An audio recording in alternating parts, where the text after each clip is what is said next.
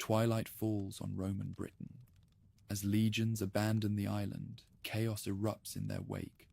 Witness the desperate gamble of Vortigern, inviting Saxon warriors who become conquerors. Feel the anguish of British refugees fleeing burning villages, their world collapsing into darkness. Then marvel as heroes emerge, Ambrosius and Arthur, rallying shattered tribes against overwhelming odds. Their victories bring decades of peace before betrayal and division doom their cause. Through plague, treachery, and battlefield glory, experience the epic struggle that transformed a Roman province into Saxon kingdoms. The forgotten war that birthed England awaits, where legend and history blur into one extraordinary tale. Frost clung to the stone ramparts of Britain's northern frontier as soldiers marched away under the banners of Magnus Maximus. Their boots struck the frozen earth in grim rhythm, leaving behind garrisons that would never again see reinforcements from Rome. 4 centuries of imperial power drained from the island with each departing cohort, the eagles vanishing across the sea toward continental ambitions.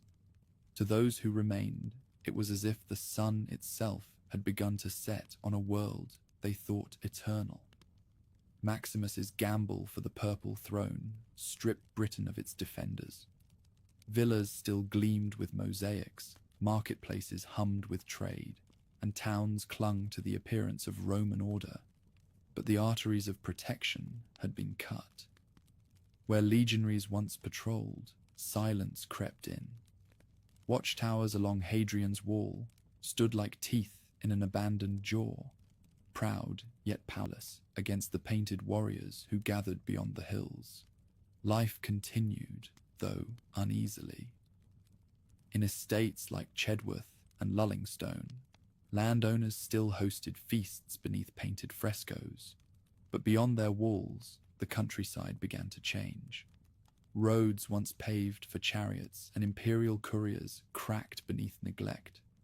Weeds clawed through cobblestones while carts rattled across uneven tracks. Coinage, the heartbeat of commerce, slowed to a feeble pulse. After the year 402, no new imperial currency reached the island. Farmers returned to barter, trading grain for cloth, cattle for tools. As the glitter of Roman silver slipped into memory, storms gathered from every horizon.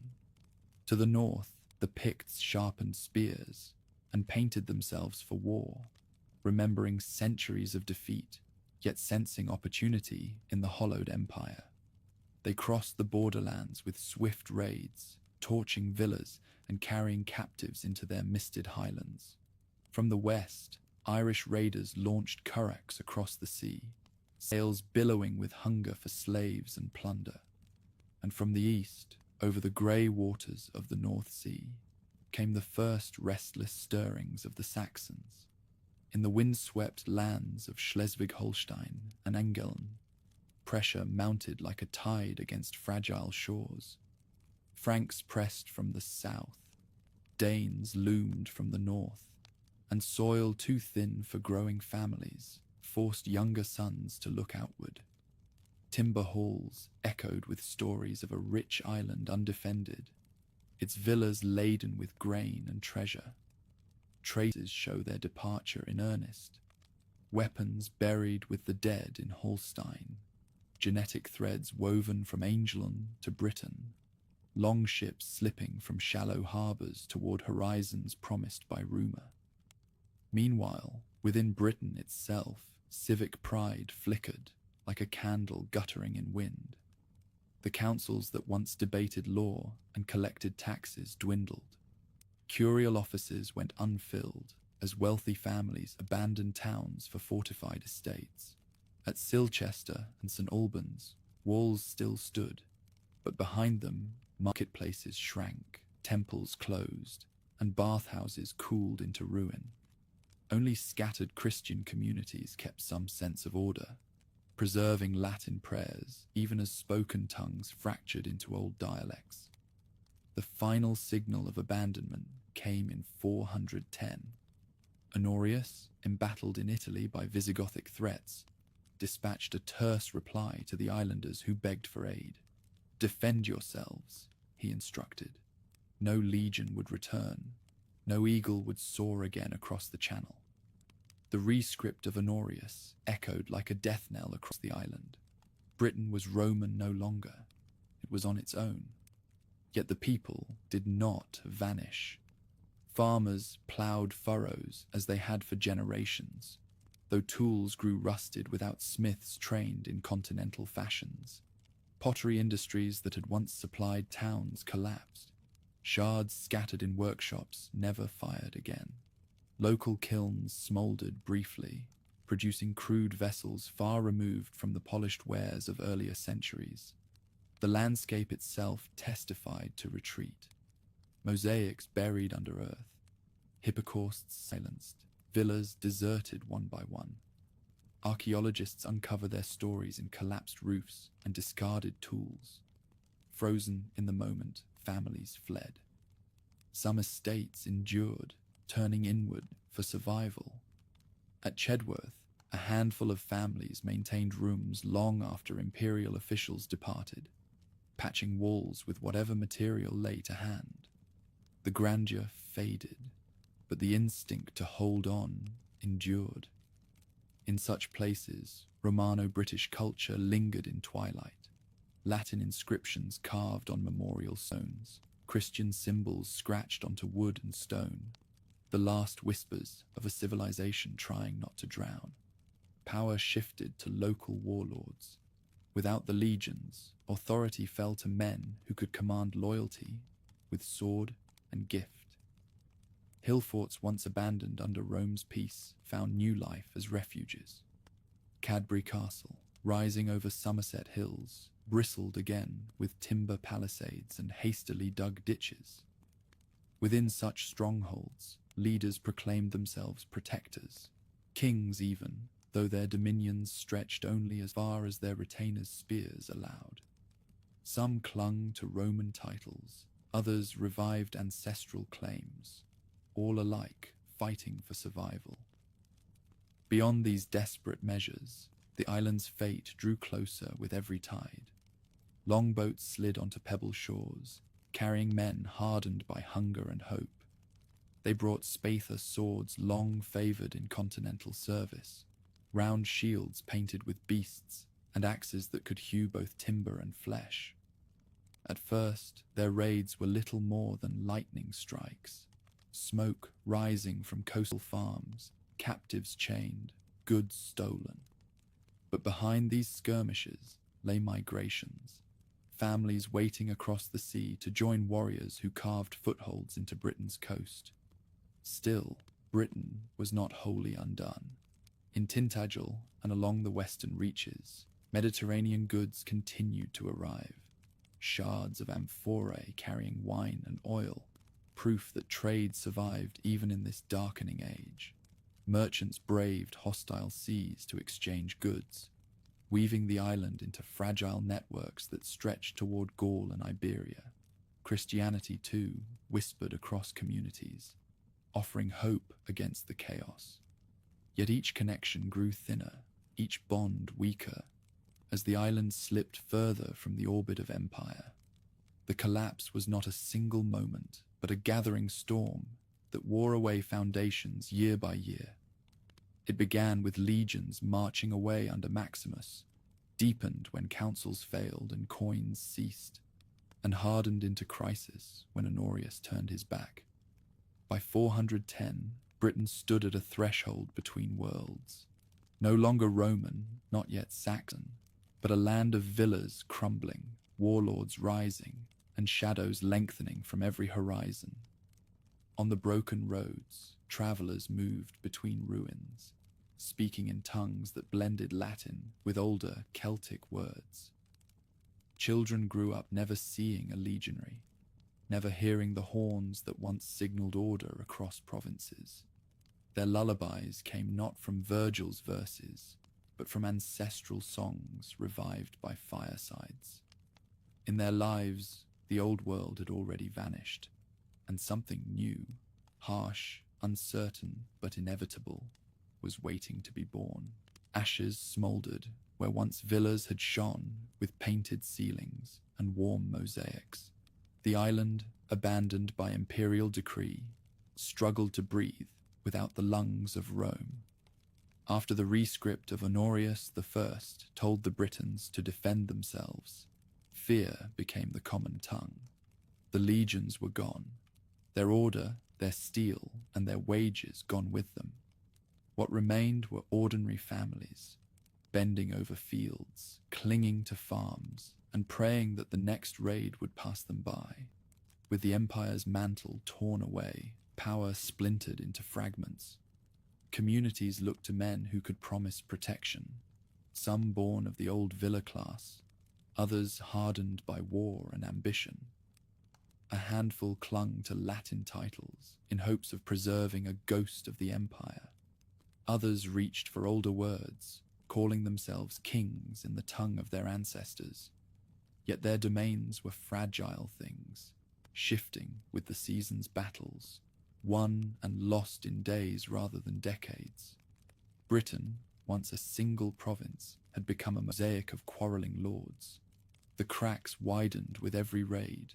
Painted warriors from the north streamed past neglected fortifications, their torches leaving farmsteads charred and hollow. The Picts had learned patience under Roman steel. Now they unleashed it with abandon. To the west, the Scotti, Irish seafarers whose leather boats skimmed the waves, snatched captives and cattle with merciless hunger. And from the east came sails that grew larger with each summer, Saxon prows biting into Britain's shores, carrying men who came to plunder but also stay. Fear drove the people to fortify what had been left behind. Ancient hill forts, silent for centuries, bristled again with palisades. Families dragged stones into gaps in broken Roman walls, kindling fires atop towers that had long stood cold. In places like Cadbury, the earthworks of ancestors found new purpose as refuges. These makeshift strongholds were a poor shadow of legionary camps, yet they gave courage to those who could huddle behind them, clinging to survival through vigilance and sweat. Commerce shrank to the scale of the village. The flow of coins had ended with Rome, leaving barter as the rhythm of daily life. Grain traded for wool, cattle for salt, tools for food. Workshops, once tied to continental markets, turned to local needs. Rough pots, patched blades, and coarse cloth. Traces of once great industries flickered on, but no more amphorae arrived from the south. No fresh silver jingled in the marketplace. Life narrowed to what could be made by hand and grown from the soil. Amid this hardship rose figures who sought to bind fractured communities under their banners. Most names vanished with the smoke of their hearths, but one endured, Vortigern, whose title meant High King. His power rested not on ancient laws, but on the loyalty of warriors who dined in his hall, bound to him by gifts of land and feasts of mead. For a time, he seemed the island's best hope, a man capable of uniting rivals against the storm that battered every border. But even Vortigern faced a choice too perilous to bear alone. The painted warriors pressed from the north. Irish raiders carved footholds into the west. Desperation turned him to a bold gamble. Invite the Saxons themselves, those feared seafarers, to fight in his service. Where his retainers faltered, their steel might prevail. In return, he would grant them land on which to settle. To some, it seemed salvation. To others, it smelled of betrayal, as if the wolves were being welcomed into the fold.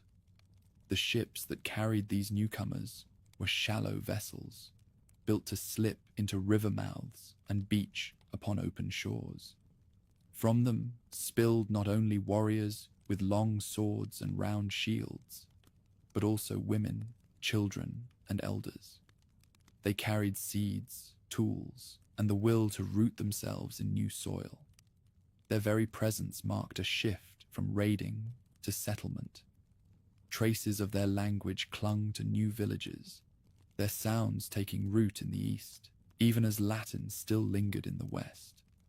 So the island divided. Along the western valleys, priests still carved Latin prayers into stone, keeping alive the rhythms of Rome. But in the east, Germanic tongues grew louder with every passing season. Place names whispered of change, law and custom bent beneath foreign ways, and alliances began to knit across cultural lines. The land no longer spoke with one voice. It was becoming a chorus of discordant tongues and clashing traditions. Thus, the years after 410 forged a crucible in which the old world melted away. Warlords rose and fell. Fortresses bristled against enemies without and rivals within. Raids, hunger, and shifting loyalties shaped every waking moment. Yet through this chaos, something new was being born. The framework of kingdoms that would one day carry names remembered for centuries. And when Vortigern opened his doors to the sea wolves, he lit the torch that would guide Britain into its next chapter, the coming of the Saxons. Wind swept over the Thames estuary as sails appeared on the horizon, their dragon-headed prows rising and falling with the tide. For the Britons who watched from the shore, fear and hope mingled uneasily. These were the men summoned by Vortigern, the High King, who believed foreign steel might succeed where local spears had faltered. The Picts raided ceaselessly from the north. The Scotti harried western coasts, and British defences crumbled. To call in outsiders was desperate, but in desperation, the gamble seemed worth the risk. From across the North Sea they came, Saxons from Holstein, Angles from the peninsula of Angeln, and Jutes from the storm-swept land of Jutland. Each tribe carried its own traditions, its own gods, its own hunger for land. They had long known Britain as a place for plunder. Now they came not just as raiders, but as mercenaries and settlers, answering Vortigern's invitation with both ambition and calculation. 3 ships landed first, a small band led by brothers whose names would echo across centuries: Hengist, the stallion, and Horsa, the horse. Their warriors were unlike the remnants of Roman-trained levies who fought for Britain. Tall men with flowing hair and fierce eyes, they bore long swords called spatae, heavy axes fit to split both helm and shield, and round bucklers painted with beasts.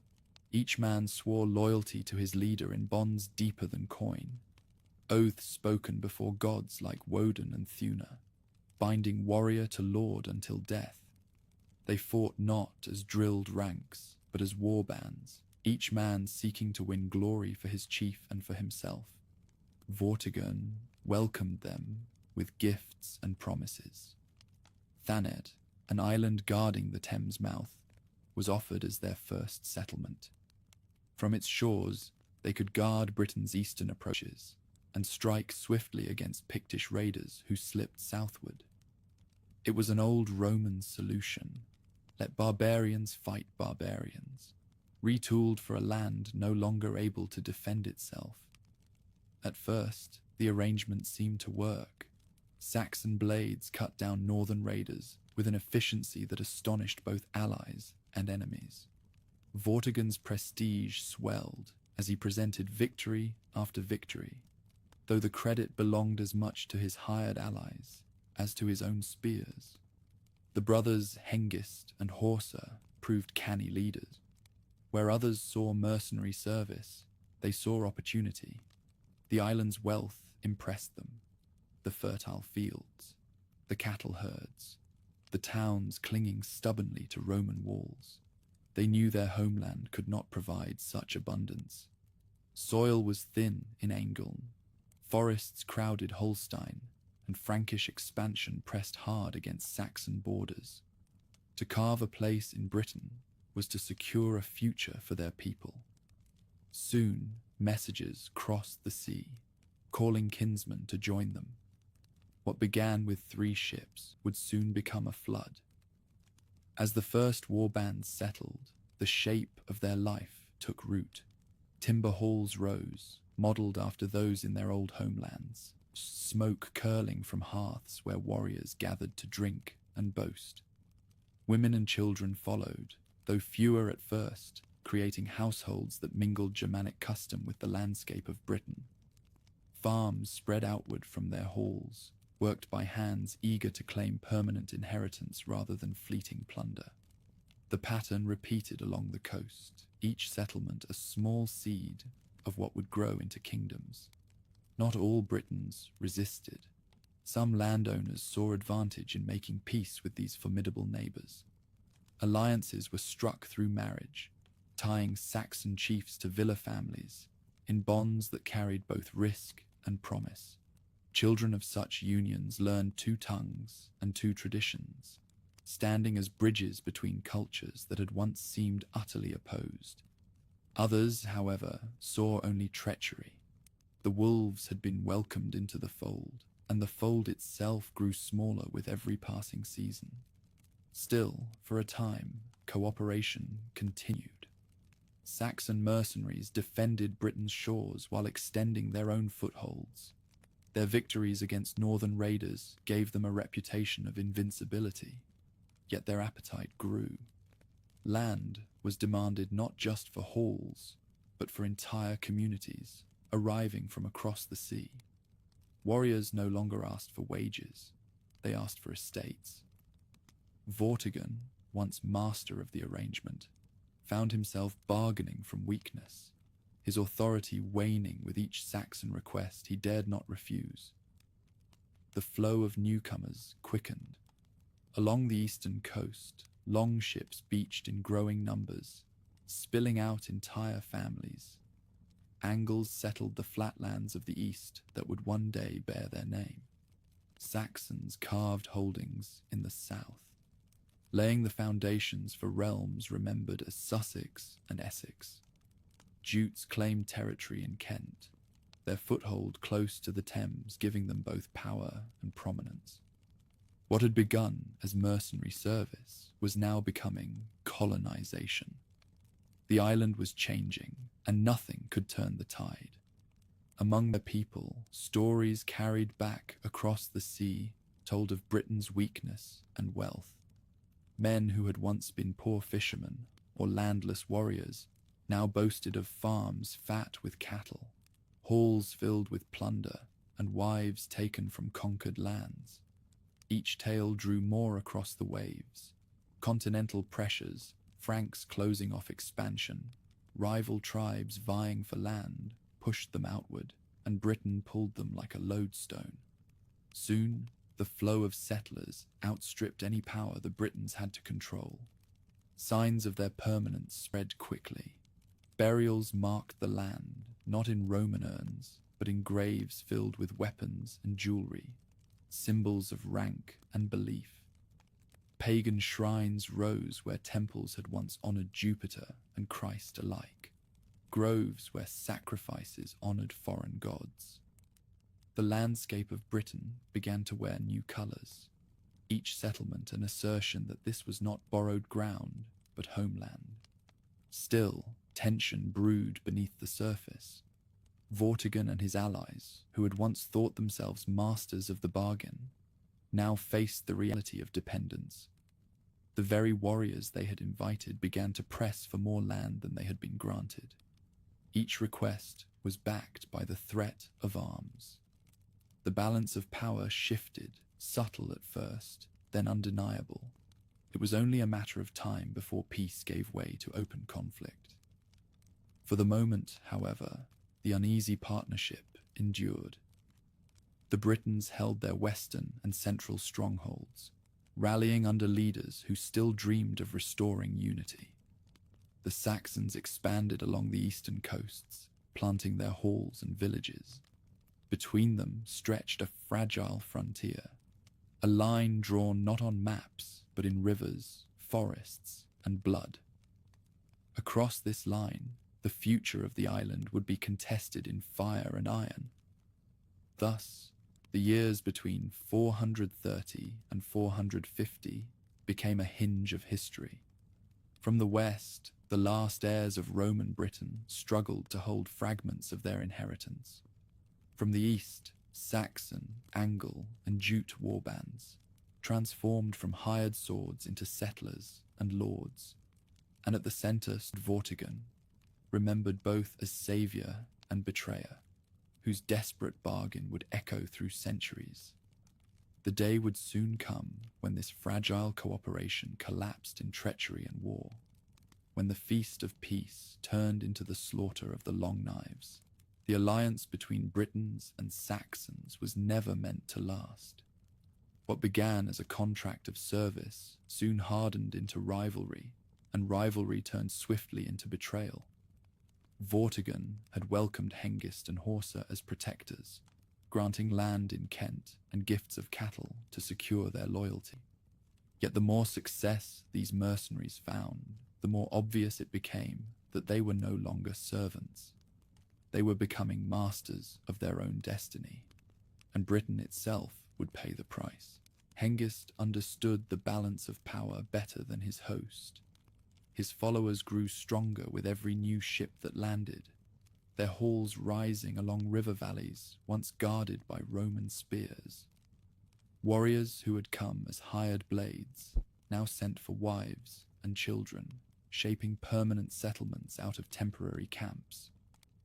To restrain them would have required unity among the Britons, but unity had already fractured into squabbling lordships. Vortigern still claimed the title of High King, yet beyond his hall, his commands carried little weight. It was during a peace conference that trust finally collapsed. Chroniclers told of the treachery of the Long Knives, a banquet where British nobles gathered to negotiate with their Saxon allies. What followed was no feast, but a slaughter. Saxon warriors, blades hidden beneath their cloaks, rose at a signal and cut down their hosts. Whether the story preserves exact truth or legend shaped by memory hardly matters. The tale captured the reality of the age. Trust had ended, and the island would now be carved by blood. Battles followed one upon another. Hengist's followers turned openly against the very lords who had hired them, seizing territory that had once been offered as reward. At Aylesford, Horsa fell in combat, cut down while leading his warband. His death, far from breaking Saxon resolve, steeled it. Hengist, hardened by decades of raiding and conquest, pressed forward with renewed determination. For him, the land itself was now the prize, and he would not turn back while his people's future depended on victory. The Britons reeled under these blows. Their armies were no longer drilled legions, but hastily gathered warbands, fighting under local chiefs with limited coordination. Courage they possessed in abundance, but discipline and unity were scarce. Saxon fighters, bound to their lords by oaths that death alone could break, met them with ferocity sharpened by hunger for new estates. Where once Roman formations had dominated the battlefield, now small groups of armored warriors clashed in chaotic melees, each man seeking to prove his worth before lord and gods alike. Weapons themselves told the story of change.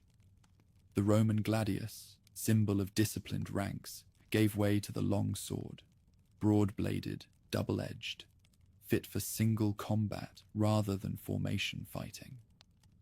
Alongside it came the axe, heavy-headed and brutal, capable of shattering shields and skulls alike.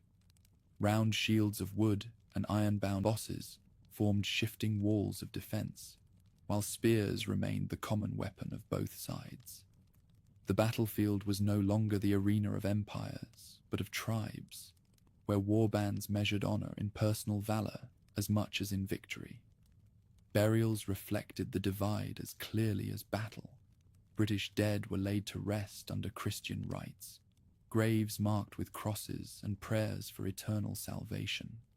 Saxon fallen were interred with their weapons, grave goods beside them to accompany the journey to their gods.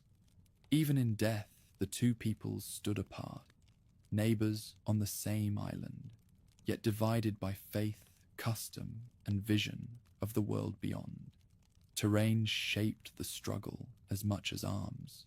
Britons who knew the hills and valleys used them for ambush, harassing invaders in forests and marshes where heavy shields became a burden. Saxons, however, excelled in open ground, where their tight-knit warbands could fight as one.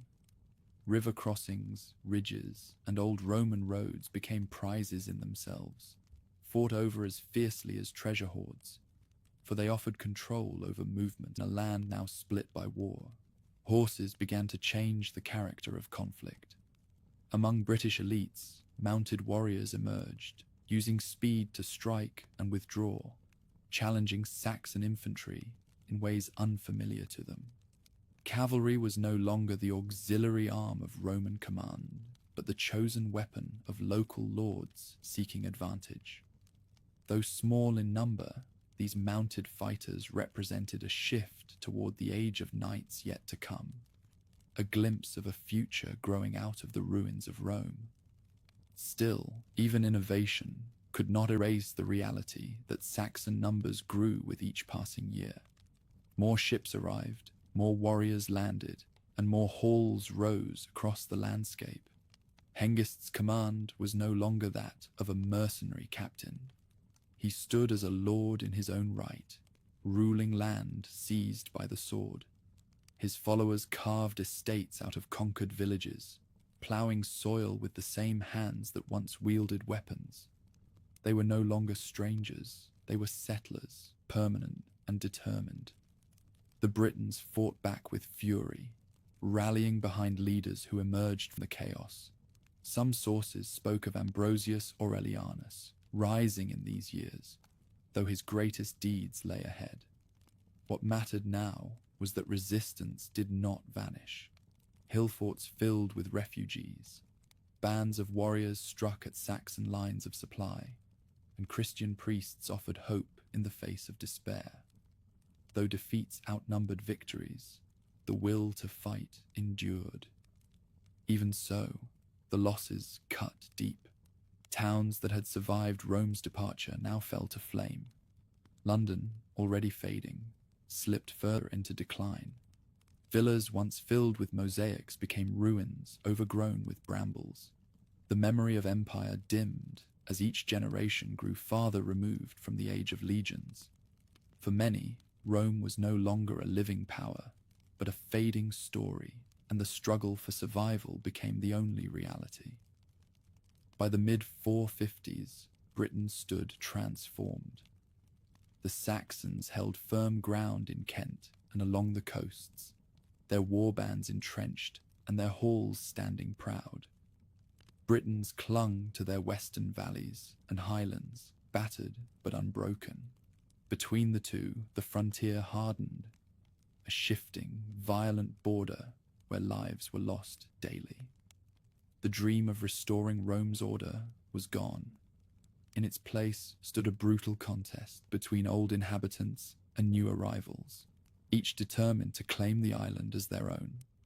The treachery at the banquet had shattered the illusion of partnership. The death of Horsa, the rise of Hengist, and the defeats suffered by British lords marked a turning point. No longer was it a question of service or alliance. It was a struggle for possession, for the right to call this land home.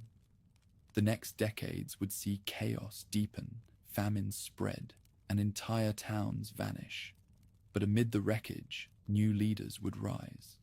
Men who carried the last embers of Roman order and dared to strike back against the tide. War left scars, not only on men, but on the land itself. Charred timbers marked where once vibrant towns had stood, their streets silent, their walls gaping like broken teeth. Across the countryside, families abandoned farmsteads and crowded into high places, fortresses reborn from older ages. Hilltops once left quiet under Rome now rang again with the sound of axes cutting palisades and the cries of children huddled behind timber walls.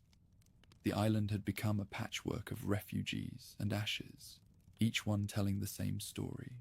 The struggle to survive after trust had failed. Saxon warbands pressed their advantage with unrelenting ferocity. Victories at Aylesford and Crayford gave them not only land, but confidence, and every ship that landed swelled their ranks further. They marched inland, burning villages and seizing cattle, their long-haired warriors boasting of spoils around fire-lit halls. What they could not hold, they ravaged, leaving blackened fields to starve the survivors. To those who fled westward, the smoke rising over the lowlands was a constant reminder that the eastern heart of Britain was slipping away. Britons fought back as best they could, but unity remained elusive. Lords who had once bowed to Vortigern now ruled their own fragments of land, often as rivals rather than allies. Some offered desperate bargains to Saxon chiefs, buying temporary safety with tribute or the surrender of hostages. Others fought with grim resolve, knowing that each stand might mean annihilation for their households. Small victories flickered like sparks in the dark. Ambushes in forests, surprise raids on isolated settlements, but none burned long enough to reverse the tide. Ordinary people bore the worst of it. Families abandoned homes that had stood for generations, carrying what they could on carts or on their backs, driving herds before them toward the western hills. Hunger followed in their wake. Fields left untended yielded little, and many died on the roads or in hastily built refuges.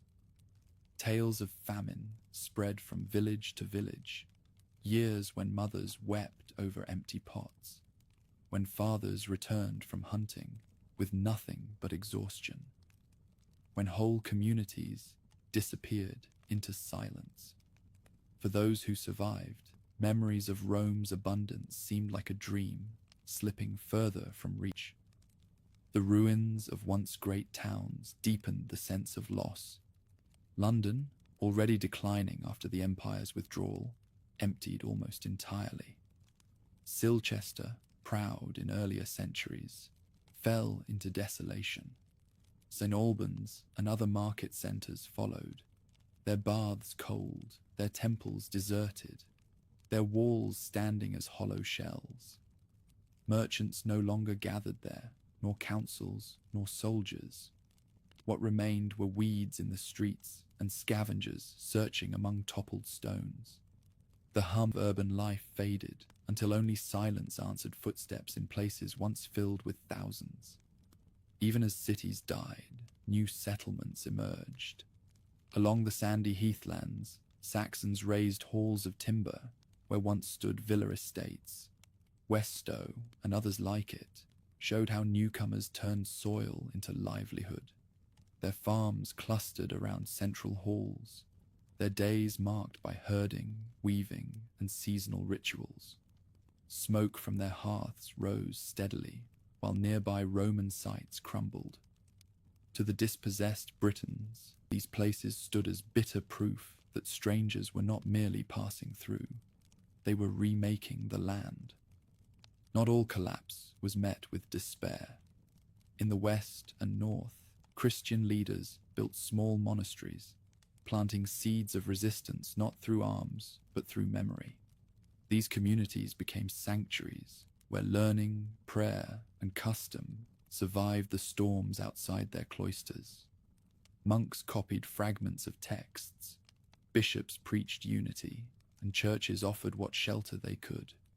Their voices urged that the island's people were more than scattered tribes.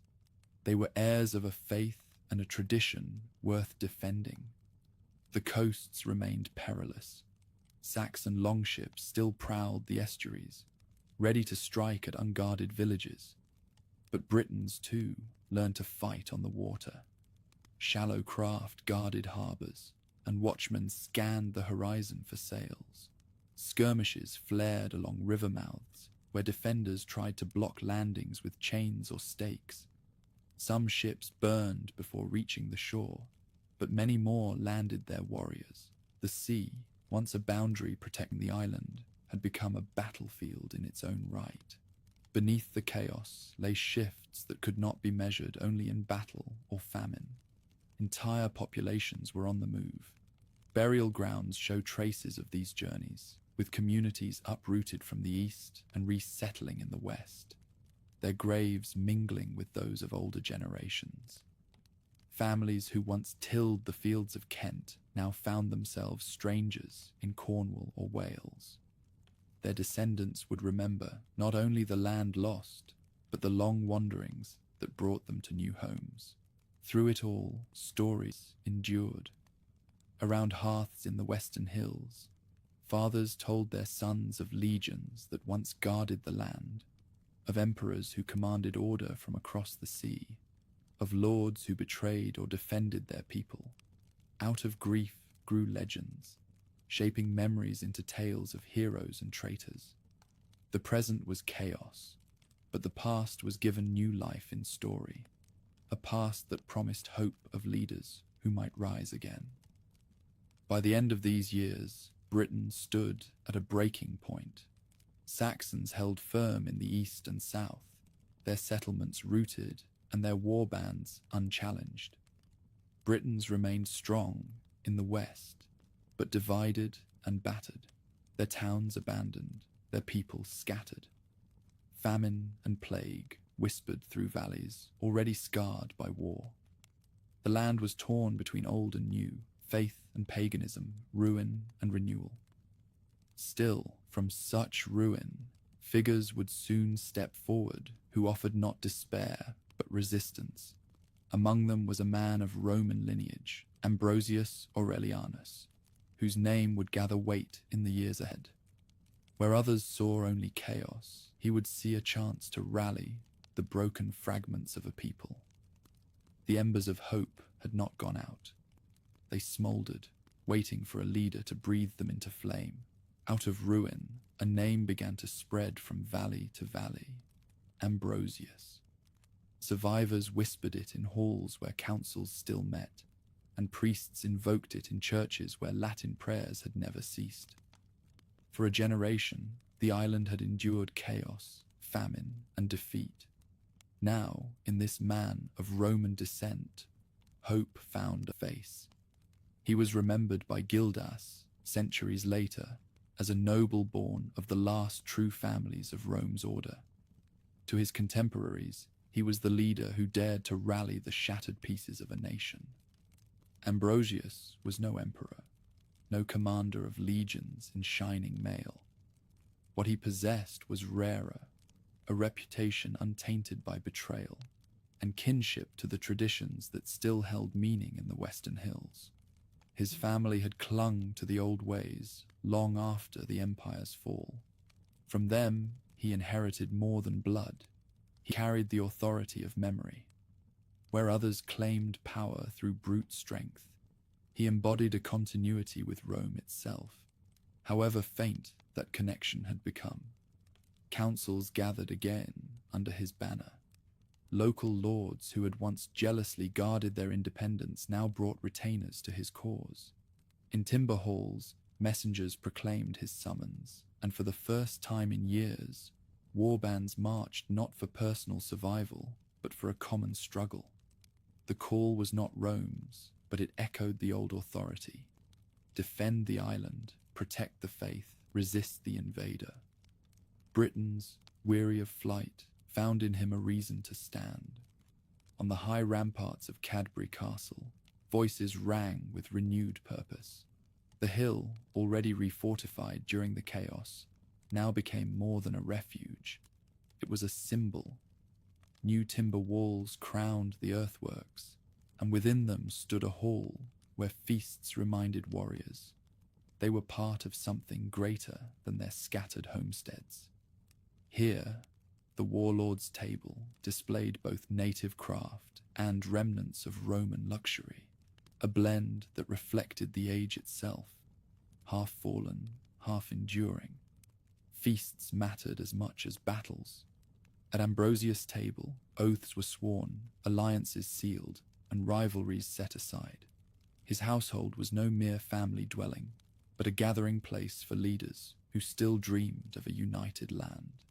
Cups of mead passed from hand to hand, songs praised the deeds of ancestors, and in the glow of firelight, men found the will to trust one another again. Out of those feasts came armies, each warrior bound not only to one man, but to a vision larger than himself. Trade, too, revived in small measure under his protection. At Tintagel, ships from far coasts still brought wine in amphorae, glass beads, and fine pottery. These traces of connection proved that Britain was not entirely severed from the wider world. Ambrosius fostered such links not by commanding them, but by ensuring his territories were secure enough for merchants to dare the voyage. Every jar of oil and every jug of wine became a reminder that his people were not forgotten. Faith gave his leadership deeper power. Christian priests, long harried by war, now found in him a patron who respected their role. Crosses rose on hilltops where once shrines to old gods had stood. Inscriptions carved into stone bore both native names and the language of Rome, declaring that the faith endured alongside the people. Ambrosius did not conquer in Christ's name alone, but he wove Christian hope into his cause, binding hearts as firmly as swords bound hands. Battles followed, each one hard fought. Saxon warbands, entrenched in the east, were no longer mere raiders. They held villages, estates, and halls. To challenge them required not only courage, but coordination. Ambrosius gave that coordination. Warbands that had once fought separately now struck together, attacking settlements and driving invaders back toward the coast. Victories were few at first, but each success carried a weight beyond its immediate gain. For the first time in years, Britons spoke not of fleeing, but of reclaiming. The sight of Saxons retreating stirred memories of a prouder past. Elders recalled the days of legions, of emperors whose commands reached across the sea.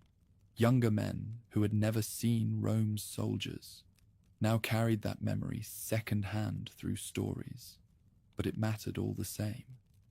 Ambrosius stood as proof that their heritage was not gone, that the island was not destined to be surrendered without a fight. Hope, fragile but growing, spread with every tale of his victories. Names carved on memorial stones testify to the era's spirit. Families proudly mark their dead as Christians, as heirs of Rome, as warriors of Ambrosius's cause. These inscriptions preserved continuity, reminding all who could read that they were not a broken people, but a people enduring. Where Saxon graves held swords and jewelry, British memorials bore crosses and names, anchoring their identity in both faith and memory of Rome. In the western halls, Ambrosius' reputation grew beyond his actual reach. Even in places he did not directly command, lords invoked his name to rally their followers. His leadership was more than political, it was symbolic. He gave form to an idea, the idea that Britain was not finished, that resistance was still possible, that unity could still be found among ruins. In an age when famine and despair seemed stronger than any army, that idea itself became a weapon. Religion and politics intertwined. Pagan Saxons raised their halls in defiance, honoring gods beneath sacred groves and hearths. Britons answered with crosses lifted high, prayers for deliverance, and hymns sung in stone churches that still stood despite war. Each battle became more than a clash for land. It was a contest of cultures, faiths, and destinies. Ambrosius did not create this divide, but his leadership sharpened it, turning resistance into a cause that touched both body and soul. Stories later attached to him, some perhaps true, others shaped by legend. He was remembered as a commander of great victories, as a protector of the faith, even as a man touched by destiny. Whether all the tales are accurate or not, they reveal the impact he had. People needed heroes, and Ambrosius gave them one, in flesh or in memory. His figure stood tall in the minds of those who followed him, so much so that even centuries later, writers looked back and found in him the model of a leader who turned chaos into defiance. By the decade's end, Britain was still torn between East and West. Saxons did not vanish. Their halls remained, their farms thrived, and their warriors still fought. Yet for the first time since the treachery at the banquet, the balance had shifted. Britons no longer fought only for survival. They fought with the possibility of victory. Ambrosius had not restored Rome, but he had restored courage. In that, his legacy already surpassed the crumbling stones of towns long abandoned. The land stood on edge, waiting for what might follow. Alliances forged under Ambrosius became the foundation for larger struggles, battles that would decide not a single coast or valley, but the fate of Britain itself. His banner called men to the present, but his legacy cleared a path for another, one whose name would outshine his. In the distance, whispers already spoke of Arthur. When Ambrosius called, men answered. The lords who had once bickered over scraps now gathered their retainers under his banner. Warbands that had fought in isolation came together, carrying shields painted with different emblems yet marching toward the same cause. It was not unity as Rome had once known, but it was enough. For the first time in decades, British armies moved with purpose, not to flee, not to bargain, but to fight. Along the eastern shores, Saxon chiefs revelled in conquest, their halls loud with pride over stolen herds and seized fields.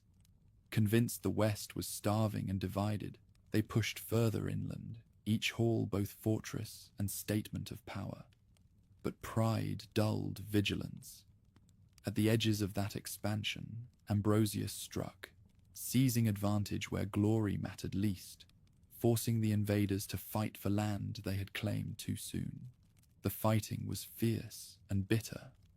Along river valleys, Saxon warbands clashed with Britons, armed with long spears and oval shields handed down from older times. On ridges, where Roman roads still cut through the hills, cavalry thundered into battle, Ambrosius mounted nobles smashing into Saxon lines unused to such charges. The island had not seen campaigns of this scale since the days of the Empire, and though the tools of war had changed, the stakes had not. Whoever prevailed would shape the island's destiny. In victory, Ambrosius showed a discipline that set him apart from mere warlords. Spoils were shared fairly among his allies, not hoarded for himself. Captured villages were restored to local leaders rather than seized outright. Such actions bound men to him more tightly than chains. His followers knew they fought not for another tyrant, but for a leader who sought to restore a measure of justice in a world where justice had grown scarce. Saxons, though bloodied, did not collapse. Their numbers swelled with each summer's landings, fresh ships bringing warriors eager to claim soil of their own. Yet these newcomers no longer found a broken land waiting. They met resistance, organized and determined. Where once a handful of warbands could march unchallenged, now entire armies barred their path. Defeats that once seemed impossible became real, forcing Saxon chiefs to retreat to the safety of their coastal strongholds. One campaign after another built Ambrosius' legend. Tales spread of battles won through clever stratagems, ambushes sprung in narrow passes, night raids that scattered complacent invaders, cavalry charges that broke shield walls at the critical moment. Poets sang of his leadership, priests praised his devotion, and common folk carried stories of his victories into markets and halls. Whether all the details were true or not, the effect was the same. His name became a symbol of resilience. The contrast between cultures sharpened as the wars dragged on. In Saxon halls, victories were celebrated with boasts, feasts, and the passing of mead horns. In British strongholds, victories were marked with prayers of thanksgiving and the carving of new crosses into stone. Where Saxons buried their dead with weapons and ornaments, Britons laid their fallen to rest with Christian rites. Each side clung fiercely to its identity, and each clash reinforced the gulf between them. Regional differences also emerged. In Wales and Cornwall, where Roman influence had lingered longer, Ambrosius found allies more willing to fight for a vision of unity.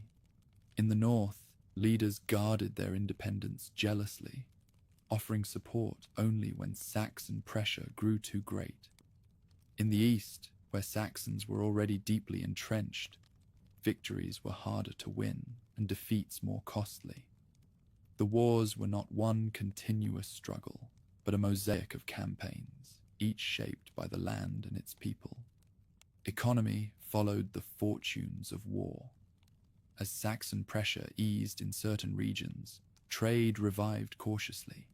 Small coins, crude but serviceable, appeared again in circulation. Marketplaces reopened where roads were secure enough for merchants to travel. Blacksmiths forged not only weapons, but tools, evidence that the possibility of recovery existed if Ambrosius' momentum could be maintained. Hope became not only an emotion, but an economic force, driving men to rebuild rather than abandon. Yet war always demanded sacrifice. Fields lay fallow where armies had marched. Villages emptied as families fled from battle zones, and famine returned when harvests failed. Ambrosius could rally warriors, but he could not always shield the innocent. Stories of suffering mingled with stories of triumph, and though victories lifted spirits, the cost of each campaign weighed heavily. Mothers grieved for sons, widows for husbands, and children for fathers. No leader, however noble, could change that truth. Still, Ambrosius' presence altered the balance of power. Saxon chiefs began to speak of him with respect, even as an enemy. They no longer saw the Britons as prey, but as opponents who could deal real blows. This shift mattered. It slowed Saxon expansion, forced them to consolidate rather than spread unchecked, and gave the Britons breathing space. For a generation raised in chaos, that breathing space felt like a miracle. The wars also seeded legend. Later traditions blurred Ambrosius with other figures, sometimes even with Arthur himself. Whether he rode at the head of every battle or merely inspired them mattered less than the impression he left. In memory, he became the archetype of resistance, noble, Roman, steadfast. Even centuries later, when chroniclers wrote of him, they described not only a man, but an age of hope forged in war. As the decade closed, Britain was not restored, but it was not lost either. The Saxons held the east, their settlements firm, their halls proud. The Britons controlled the west and much of the center, united more than they had been in years.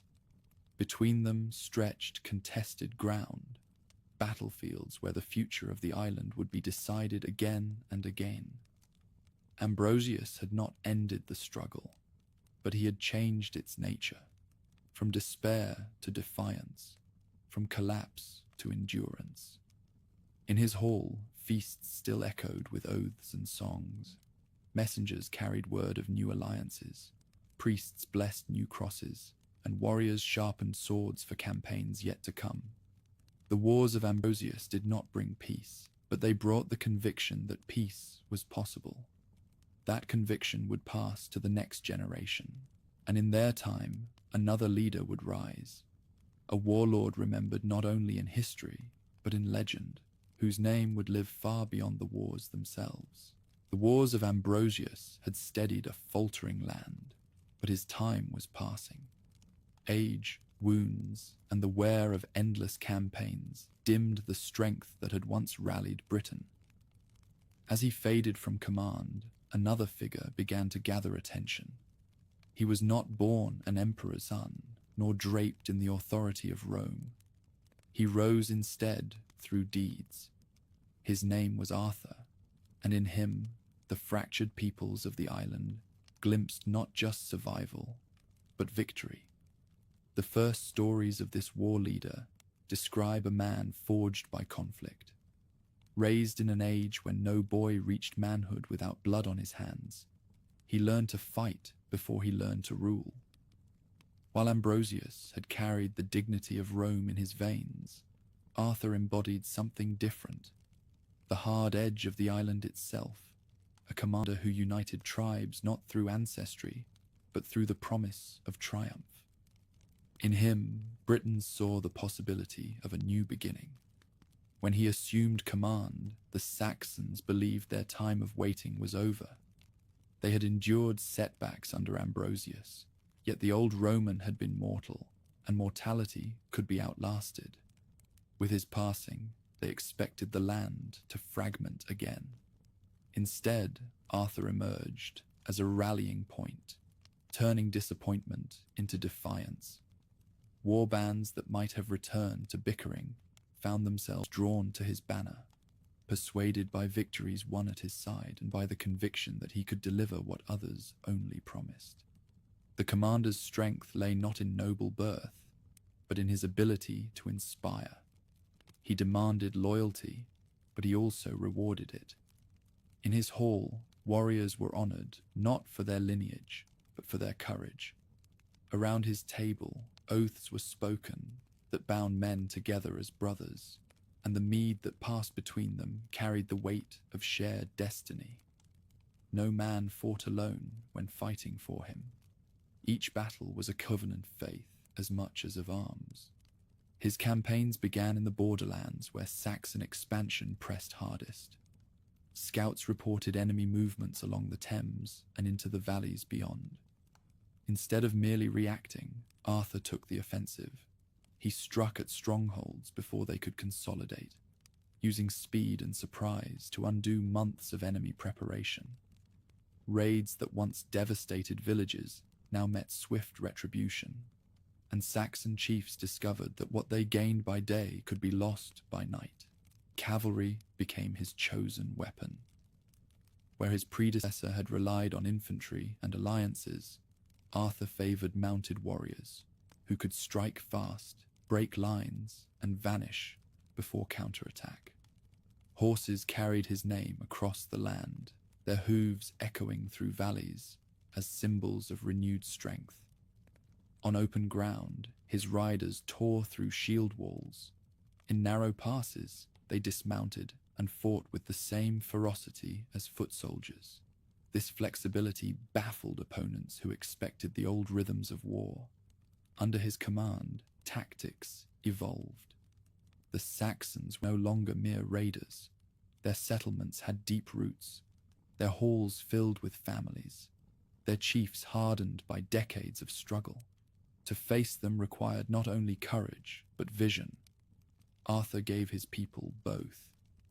Each campaign he led was more than a battle. It was a demonstration that the invaders were not invincible, that Britain could still decide its own fate. Villages that had abandoned hope began to fortify again. Fields were ploughed with renewed confidence, and churches rang their bells not in mourning, but in thanksgiving. Stories of his leadership traveled far beyond the battlefield. Bards sang of his victories, priests preached of divine favor, and children repeated his name in play. Whether every tale was accurate mattered little. What mattered was the faith he inspired. In halls where despair had once sat heavy, laughter returned. Even in places he had not yet reached, the thought that he fought somewhere on the island gave people the strength to endure. The age was one of mingling traditions, and Arthur stood at the crossroads of them all. He inherited the memory of Rome, carried it in a Celtic frame. His warriors bore long swords like their Saxon foes, but they fought under crosses and banners marked with Christian symbols. He welcomed allies from the west, where ancient clans still held sway, and from the north, where kings weighed survival against independence. His circle was not purely Roman, not purely native, but something new, born of necessity and vision. Trade along the Irish Sea added further strength to his cause. Ships brought not only goods, but news, and alliances stretched beyond Britain's shores. From Ireland came warriors willing to fight beside him. From Brittany came cousins of those who had fled in earlier generations, now returning to share in the struggle. These connections widened his reach, reminding the Saxons that Britain was not isolated. Each alliance added weight to his hand and made his banner more formidable. Relics of faith accompanied him into battle. Priests marched with his armies, blessing warriors before combat and offering absolution to the fallen. Crosses were planted on hills where victories were won, claiming the ground for both people and God. For his followers, these acts wove together survival and salvation, making each battle a holy contest. Whether Arthur himself saw it so is unknown, but his men believed, and belief turned their courage into steel. Legends would later exaggerate, painting him as a flawless hero, invincible in combat, chosen by heaven. The truth was harsher. He bled like any man, and losses were frequent. Not every campaign ended in triumph. Not every ally remained loyal. Yet his ability to recover from setbacks distinguished him. Where others faltered after defeat, he regrouped, rallied, and struck again. To those who followed, this resilience mattered more than perfection. In the years around 500 AD, his presence steadied the land. Britons no longer fought merely to endure, they fought to reclaim. Saxons, once bold in expansion, grew wary. Some retreated to coastal territories, others fortified their settlements more heavily. The frontier shifted, no longer a one-sided advance, but a contested zone where victories alternated, and neither side could claim final dominance. For the first time since the eagles of Rome had departed, the island's destiny felt uncertain, not because it was collapsing, but because it might yet be saved. Arthur's rise did not erase memory of Ambrosius. The elder leader's name still carried respect, and many of his allies now served under the younger man. But history had turned a page. The torch passed not by ceremony, but by necessity, and in the glow of that torch, new stories began to take shape. The age of survival was giving way to an age of resurgence. By decade's end, Britain's future no longer seemed a slow decline into conquest. It was a battlefield where outcomes were undecided, where victories piled into legend, and where one commander's name grew heavy with both hope and expectation. Arthur had not yet fought his greatest battles, but the stage was set. The land was ready for a contest that would decide more than borders. It would decide memory itself. And when those battles came, his name would be carried into them, not as a mere man's, but as the emblem of a people's defiance. The first years of Arthur's command had proved he could rally men and strike swiftly. Now came the greater test, whether victories could endure, whether the island could truly be defended against waves of invaders. Tales speak of a dozen battles fought under his banner, each one leaving its mark not only on the soil, but on the memory of a people desperate for triumph. The struggle stretched across valleys, forests, and river crossings. Along the Thames, shield walls clashed in thunderous collision, Saxon war cries meeting British horns. Near the Severn, riders swept down from the hills to scatter raiders who had thought the land undefended. In the north, battles raged where Roman roads still held firm, and the ghosts of empire seemed to watch as war bands fought for ground once patrolled by legionaries. Each victory bought time, and each defeat threatened to undo years of hard-won resolve. Arthur did not rely on strength alone. He studied the habits of his enemies, striking where their shield walls thinned, luring them onto ground where cavalry could break their formation. Scouts carried news swiftly to his hall, allowing him to move with a speed the Saxons could rarely match. His forces became known not only for their courage, but for their uncanny timing, appearing where they were least expected and vanishing before retaliation could gather. Warriors who fought beside him told of discipline as well as fury. When spoils were taken, they were divided fairly. When prisoners were captured, their fate was decided in council, not at the whim of a single sword. Such order distinguished his host from those of rival lords. Men flocked to serve him not merely for the chance of plunder, but for the assurance that their service would be honored. It was this fairness, as much as his skill, that bound so many tribes under one banner. Legends later embroidered the list of his victories. Nennius, writing centuries after, named them as the 12 battles. Some may have been exaggerated, others confused with different struggles. Yet the memory of continual triumph carried weight. To those who lived through the age, what mattered was not the number, but the pattern. Again and again, the Britons won when he led them. For a people long accustomed to retreat, this consistency felt like deliverance. The climax of these campaigns came at a place remembered as Mount Baden. Chroniclers placed it near the western hills, perhaps at Liddington, though certainty was lost in the mists of time. What remained was the tale of a great siege, when Saxon hosts gathered to crush the Britons once and for all.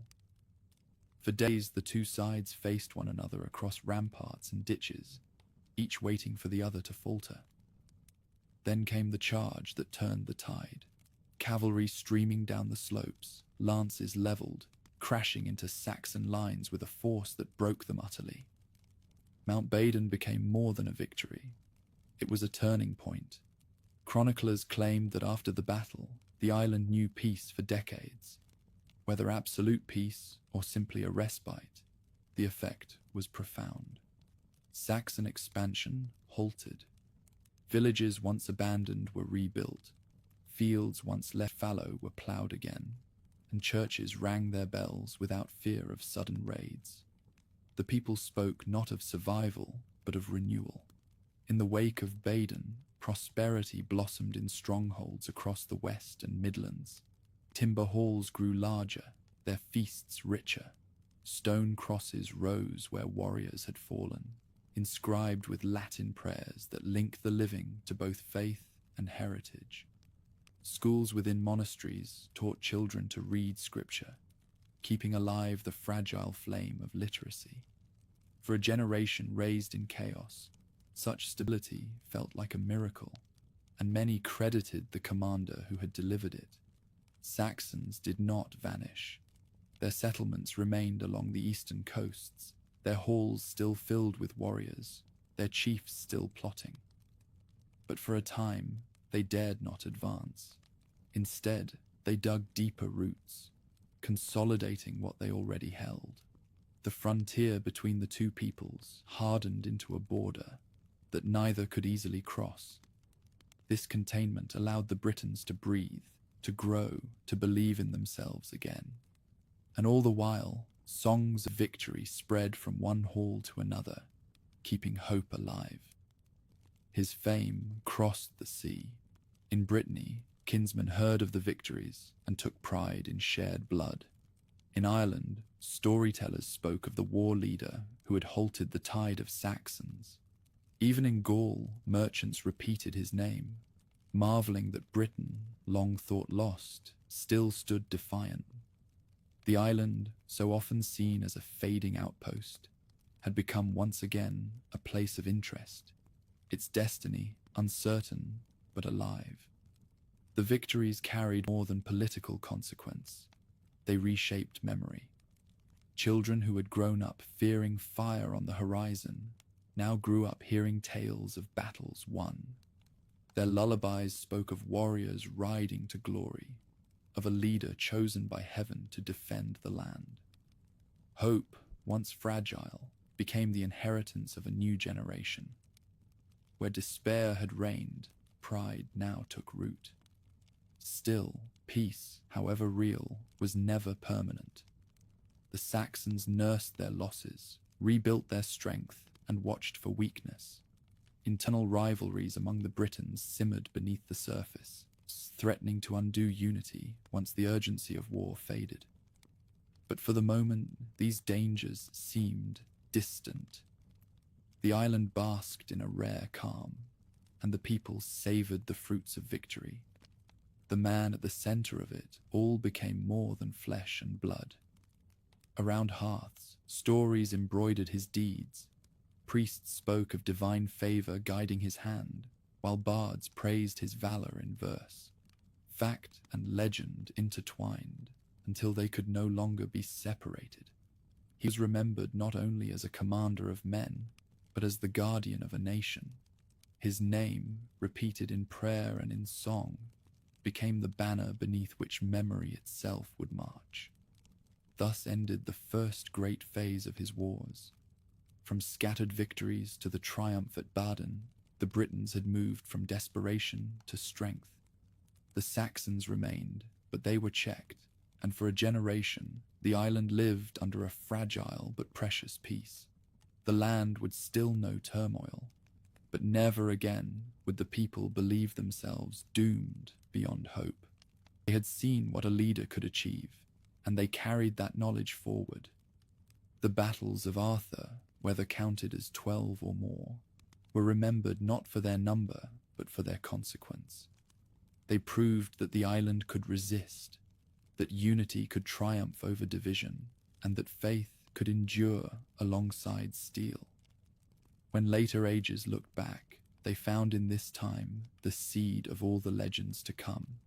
The warrior who had led them into victory was no longer only a man. He was becoming the myth that would outlast kingdoms.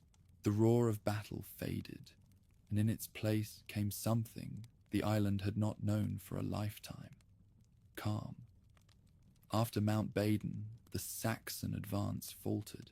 Raiding bands that once swept unopposed into valleys now lingered close to their coastal halls, wary of retaliation. The long peace that followed did not erase the scars of war, but it gave the Britons space to breathe, rebuild, and remember what life could be when not lived under constant threat. In villages across the West and Midlands, abandoned fields were sown again. Farmers returned to land once trampled by armies, coaxing wheat from soil left fallow for years. Smoke rose from hearths in steadier rhythm, signaling not alarm, but daily life. Children grew up with stories of victory rather than of endless retreat, and for them, the war leader was less a desperate savior than a symbol of pride. Their earliest memories were of peace bought by courage, and that memory shaped the way they looked toward the future. The High King himself presided over this renewal. Where his predecessor Ambrosius had been a restorer, he became a keeper. His hall was no longer only a war camp, but a court, where disputes were settled, lords brought tribute, and alliances were secured. Feasts stretched long into the night, their tables heavy with meat and mead, while poets celebrated not just victories past, but the prosperity of the present. In those halls, the dream of unity did not fade with war's end. It grew into the foundation of rule. Churches flourished under his protection. Monasteries rose on rocky headlands and in quiet valleys, their stone walls standing where timber had sufficed before. Monks copied scripture, sang the hours, and taught children to read prayers in Latin. Priests blessed new wells, crosses crowned hilltops, and the faith wove itself into every layer of daily life.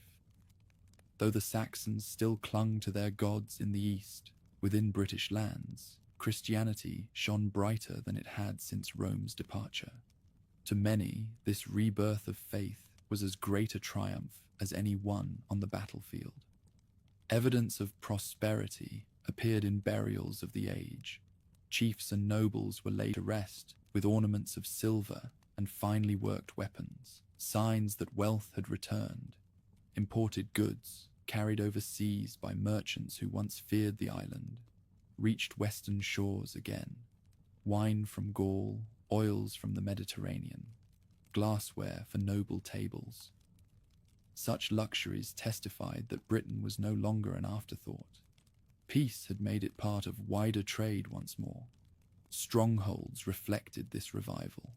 Timber halls expanded, their beams thicker, their roofs higher, their decoration more elaborate. Walls and ditches were maintained, but not in constant desperation. Instead, they stood as reminders of strength, symbols that the land was guarded even in tranquility. In some places, poets and craftsmen gathered in lords' halls, producing songs, ornaments, and art that blended Roman inheritance with Celtic imagination. The years of calm were not merely a pause, they were a flowering. Even in peace, disputes simmered. Lords quarreled over pasture, borders, and tribute. Normally, such rivalries would have erupted in feuds, but the commander's presence kept them contained. His authority was respected across Britain's western and central realms, and his ability to mediate made him more than a war leader. He became an arbiter, a figure who ensured that the gains of Baden were not squandered by internal division. This balance gave the peace its unusual length. On the eastern frontiers, however, Saxon strength endured. Their halls in Kent, Sussex, and East Anglia did not vanish, nor did their ambitions. They bided their time, recovering from defeat, fortifying their lands, and preparing for the day when opportunity would return. Along borderlands, fortifications marked the divide. Earthworks raised by Britons to hold the line, timber walls built by Saxons to guard their settlements. For years, the frontier remained tense but largely quiet, a knife's edge where both sides knew the cost of renewed war. Cultural life deepened in this lull. Poets composed verses not only of war, but of love, faith, and the passing of seasons. Craftsmen shaped intricate metalwork, their designs blending spirals of Celtic tradition with Christian symbols. Songs once sung of hunger and exile now praised abundance and stability. In such creations lay the roots of later legend, for they cast the High King not merely as a soldier, but as the center of a golden age. Travel also increased. Messengers and merchants moved more freely along Roman roads that had been cleared and repaired, carrying news from Cornwall to Cumbria. Diplomats crossed the Channel to Brittany, strengthening ties with kin who had settled there in earlier generations. Stories spread of contacts with Gaul, where rulers regarded the island with renewed curiosity, surprised that it had not fallen completely to Saxon arms. These connections reminded Britons that they were part of a larger world, not an isolated remnant. For common folk, the peace meant security more than grandeur. Markets bustled with trade, fields yielded enough to feed families, and children reached adulthood without watching their villages burn. Families who had once hidden in hill forts now lived again in open farmsteads. The sound of hammer on anvil rang through villages as blacksmiths forged plows as well as swords. Though danger always lurked, life regained a rhythm that had been shattered for a generation. The commander himself grew into a figure larger than life. In the mouths of bards, he became not only a ruler, but a paragon of justice, courage, and generosity.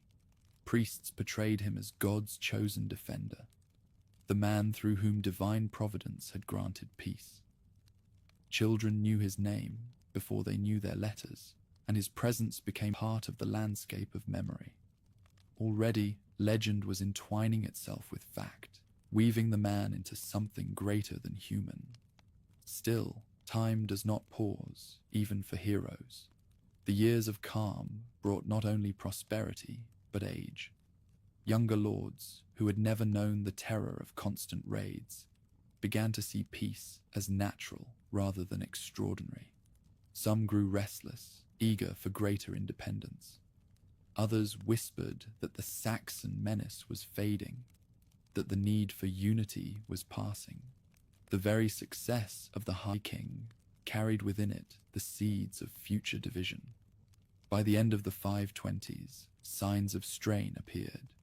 Border raids resumed, minor at first, but troubling in their persistence. Saxon chiefs tested defenses, probing for weakness.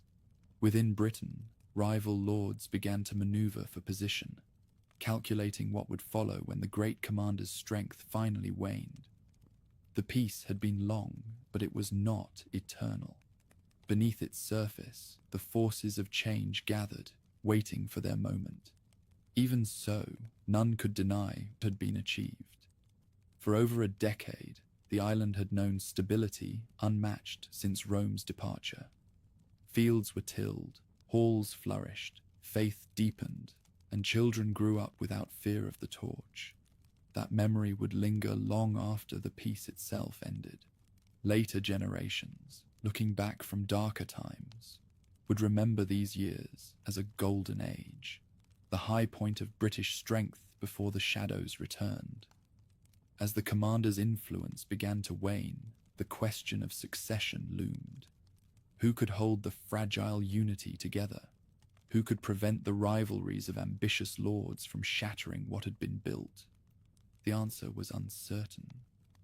What was certain was that the calm of the Arthurian years could not last forever. Storm clouds gathered on the horizon, promising that the island's fate would again be decided in blood. The golden calm that followed Baden did not last forever. Peace had given the Britons time to rebuild, but it also bred complacency. Younger lords, raised in years without fear of burning villages, no longer felt the urgency that had once bound their fathers together.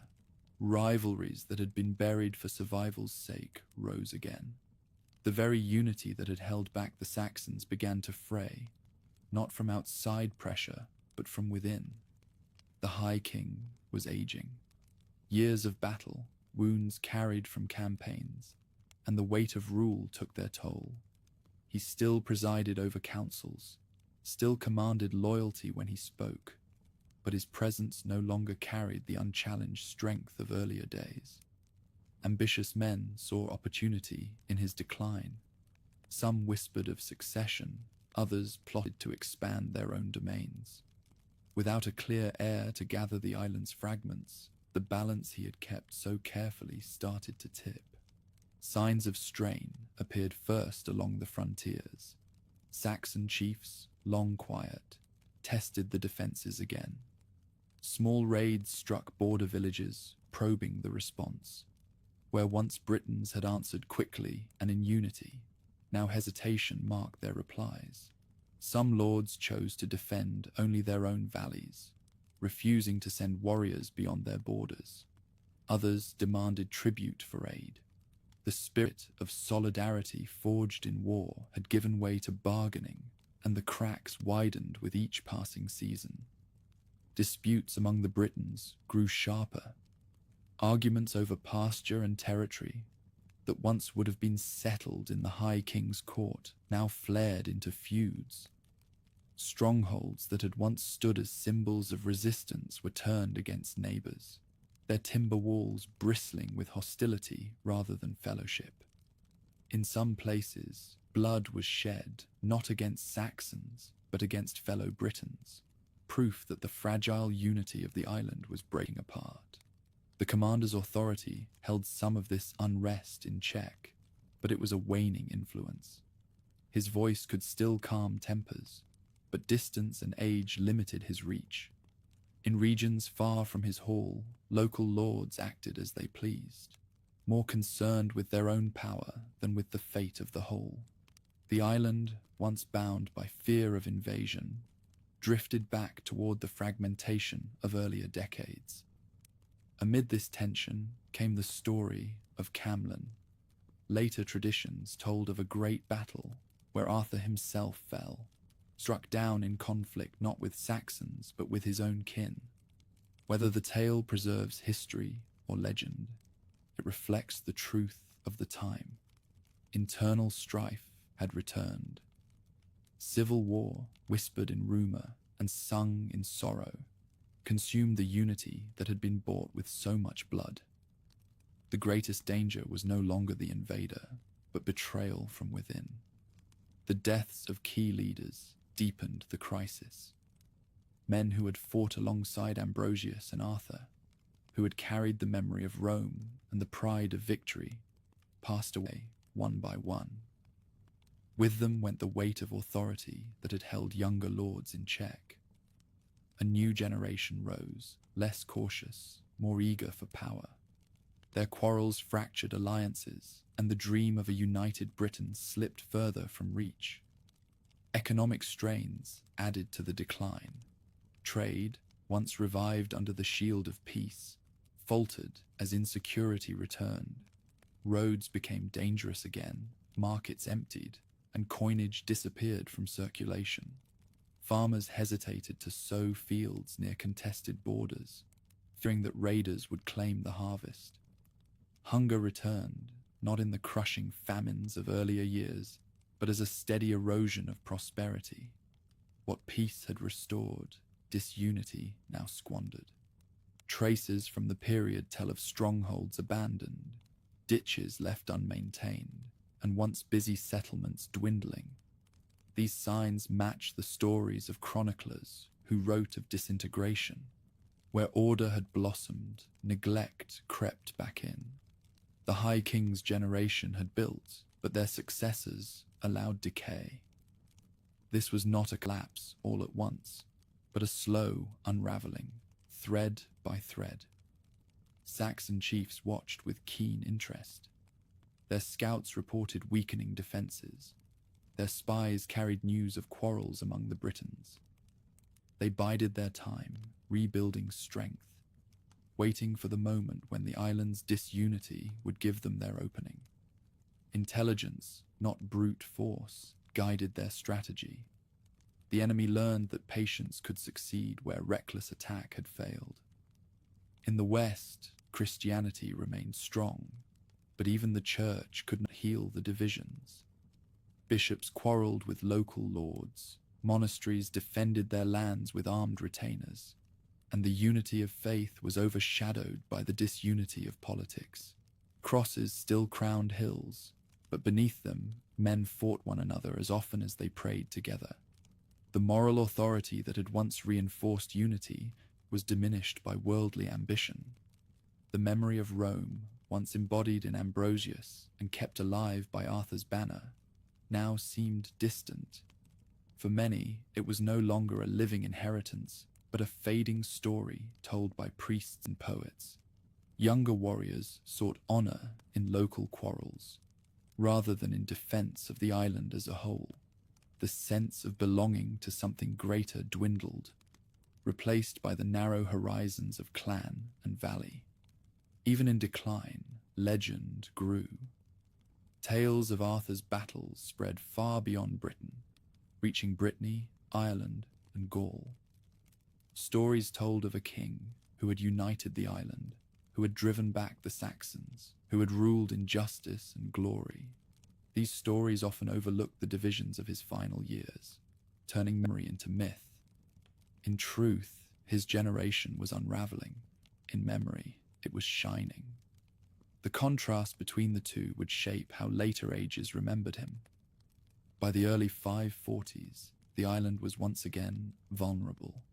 Unity had collapsed into factions. The High King was gone or diminished, and no single figure stood to replace him. Civil strife weakened defenses, trade faltered, and confidence eroded. The Saxons, waiting patiently, prepared to strike again. The age of hope was over. The island stood on the edge of a new storm. Here ended the generation that had once seemed unshakable. Their victories had delivered peace, but their successes could not hold it. Division replaced unity, weakness replaced strength, and the balance of power tilted once more toward the east. Yet even in failure, their memory endured. Legends of Arthur's reign grew brighter as reality grew darker, a light carried in song and story even as the island slipped again into peril. The death of unity opened the way. Where once a single banner had held the island together, now only scattered lords defended their own valleys. Into this weakness the Saxons moved again, patient no longer. They had watched for decades while the Britons quarreled, and now the time was ripe to strike. Their spears gleamed not as raiders' weapons, but as the tools of conquest. Sails darkened the eastern horizon as new warbands crossed from the continent. Kent, long a Saxon foothold, became a base for fresh arrivals. Sussex and Essex grew stronger, their chiefs establishing firm control over the fertile lowlands. Beyond these early realms, new leaders pushed inland, their eyes on the rich valleys that had once fed Roman towns. Each advance cut deeper into British territory, leaving villages burned and survivors driven westward. At the darkest possible hour, plague took hold. From the Eastern Empire, through Gaul and across the sea, came the sickness later called the Plague of Justinian. Between 541 and 549 AD, it swept the island. No fortress wall could keep it out. No sword could slay it. Families withered in their halls. Fields lay untilled, and entire villages vanished. For the Britons, already weakened by division, the plague was a blow more devastating than any battle. Armies thinned, councils emptied, and faith itself seemed tested by a death that spared neither priest nor warrior. The Saxons suffered too, but the disease struck hardest at those already reeling. In western hills, where famine had never fully receded, the plague left valleys silent. Graves multiplied until the living could scarcely bury the dead. Survivors spoke of years when smoke rose not from hearths, but from funeral pyres. With their strength diminished, the Britons could not hold their borders. Saxon chiefs seized the opportunity, advancing while their enemies lay in mourning. By the late 540s, the shape of the island had shifted again. New kingdoms emerged in the east and south, carved from conquered soil. Kent, ruled firmly by its dynasties, became a gateway between Britain and the continent. Sussex expanded along the southern coast, its warriors boasting of victories that drove Britons inland. Essex secured the Thames Valley, controlling routes that once connected London to the wider world. These realms, still young, carried the seeds of permanence. Westward retreat became the story of the Britons. Families fled across the Severn into Wales, where mountain strongholds offered some protection. Others journeyed into Cornwall, clinging to the peninsula as their last inheritance. Some even sailed to Brittany, joining kin who had crossed generations earlier. The map of the island grew divided, Saxon realms spreading over fertile plains, and British enclaves confined to rugged corners, where survival depended on stubborn resistance. Sutton Hoo, though from a later generation, reflects the culture that now took shape among the Saxon elite. Great burials celebrated chiefs who saw themselves not merely as warriors, but as kings. Their treasures displayed connections to distant lands, helmets with Scandinavian craft, silver from the Frankish courts, ornaments hinting at wealth and diplomacy as much as plunder.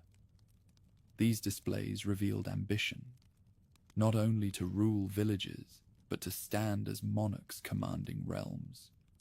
The Britons answered with memory, songs of past victories especially of Baden, were sung more fervently as defeats multiplied. Priests reminded congregations that their fathers had once driven back the tide, that faith and unity had once triumphed. Yet even as they spoke, reality pressed hard. Churches stood in shrinking territories, markets emptied, and halls grew quieter. The golden peace of earlier decades now seemed like a story drifting into legend. One clash stands out in these years: the Battle of Diorum in 577 AD. Though slightly beyond this span, rooted in the momentum of these renewed assaults. There, Saxon spears broke through the defences of the Severn Valley, cutting Wales from Cornwall and ensuring that the Britons would never again stand as a united Western front. The road to that catastrophe was paved in the 540s and 550s, when division and plague left defences brittle.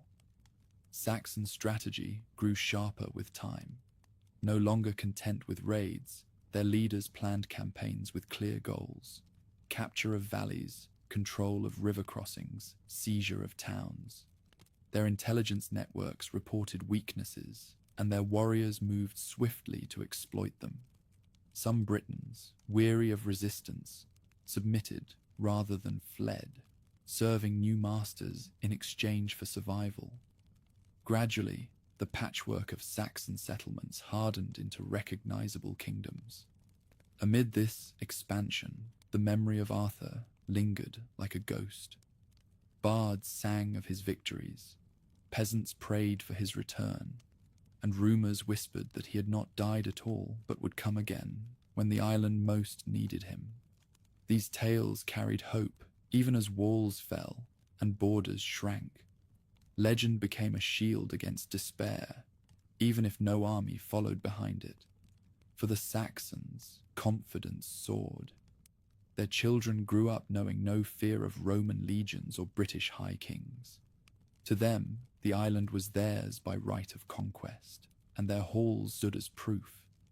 They tilled fields once worked by villa farmers, worshipped gods beneath trees where Christian crosses had stood, and renamed rivers and hills in their own tongue. With each passing year, their identity as rulers of Britain deepened.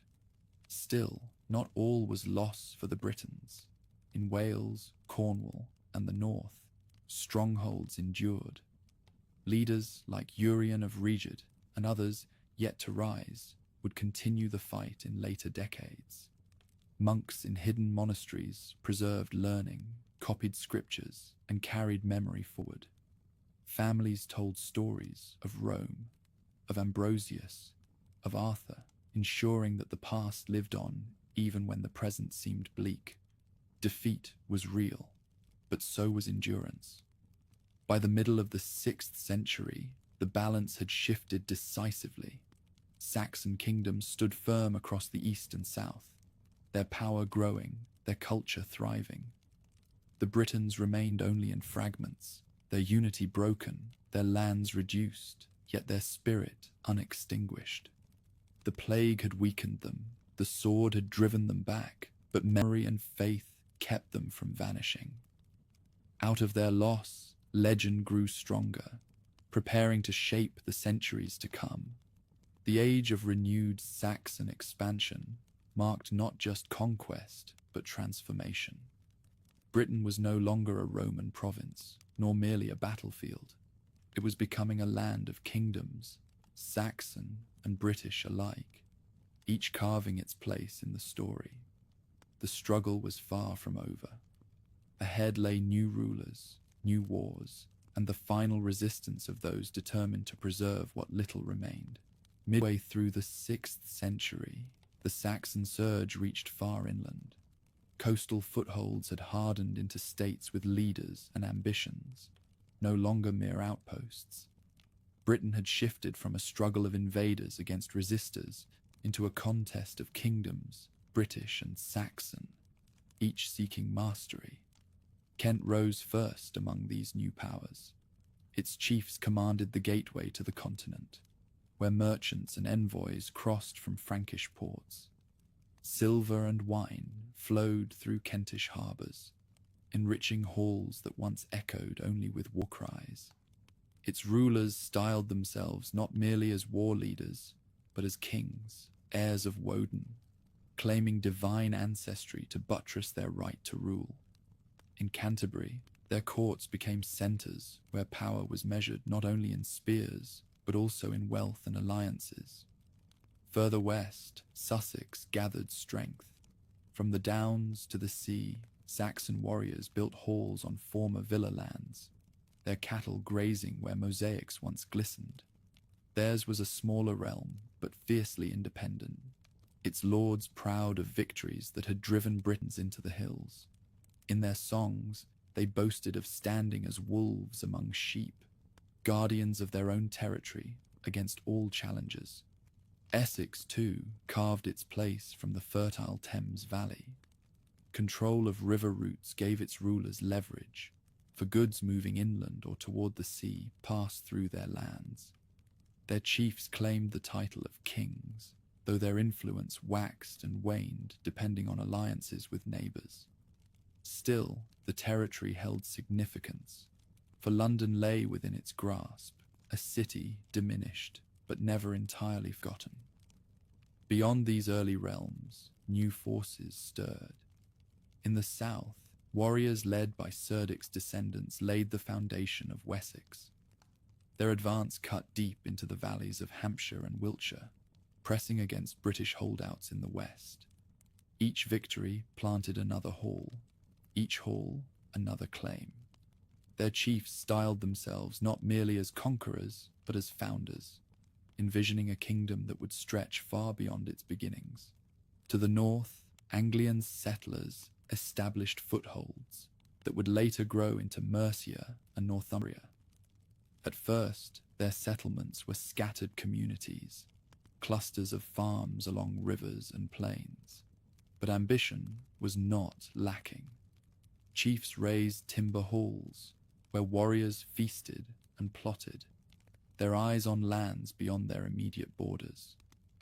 By the late 6th century, these scattered communities were already coalescing into realms that would dominate the island in centuries to come. As Saxon power expanded, the Britons retreated into strongholds in Wales, Cornwall, and the north. Yet even there, they did not vanish. Kings of Reged, Strathclyde, and Gwynedd still mustered armies, their poets praising victories against long odds. But the balance had shifted. Where once the Britons had contained the newcomers, now the newcomers contained them. Their survival depended on resilience rather than expansion. Administration among the Saxons grew more sophisticated. What had begun as warbands bound by oaths evolved into systems of tribute and law. Chiefs demanded food rents from farmers, established assemblies to judge disputes, and issued commands that bound entire districts. Customary payments replaced endless blood feuds, setting fines for injury and compensation for death. Vergild, man price, became the measure of justice, ensuring that vengeance did not always end in endless cycles of killing. Religion remained divided. Pagan gods still held sway in Saxon halls, where oaths were sworn by Woden and Thuna. Sacred groves hosted rituals, and sacrifices honored spirits of land and sky. Yet Christian influence lingered. In Kent especially, contact with the Franks brought whispers of conversion. Queens and princesses carried crosses from Frankish courts into Saxon halls, planting seeds that would later transform entire realms. For now, faith remained contested ground, one more border in a land full of them. Historical traces from this time show halls at Yeovering and other royal sites, places where timber buildings spread in orderly patterns. These were not mere villages, but centres of rule, where kings displayed wealth, administered law, and summoned warriors. Here, feasts bound men to their lords, poetry exalted ancestry, and judgments were pronounced before assembled freemen. Such places reveal the Saxons' transformation from settlers into rulers, their authority no longer limited to the battlefield. Economy expanded alongside political power. Saxon farmers adopted practices from the Britons they displaced, ploughing fields with improved tools, tending herds, and producing surpluses that could support kingship.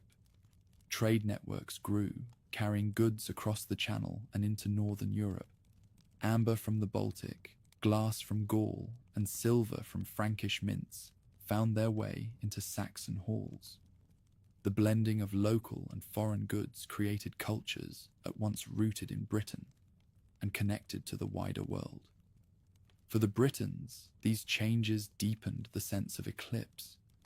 Once the inheritors of Rome, they now looked upon Saxon kings who commanded wealth and armies. Yet memory remained powerful. Poets sang of Arthur and Ambrosius, of the golden years when the island had resisted. These songs kept alive the sense that Britain was not lost, even as lands shrank and influence waned. In faith and in memory, the Britons endured, shaping an identity that would survive long after their kingdoms fell. By the 500s and 70s, Saxon kingdoms stood firm. Kent ruled its gateway, Sussex its coast, Essex its valley, Wessex its downs, Anglian settlers their northern plains. None yet commanded the whole island, and rivalries among them prevented complete dominance. Still, the momentum was clear. The age of scattered warbands was over. The age of kingdoms had begun. Kingship itself took on a new dignity.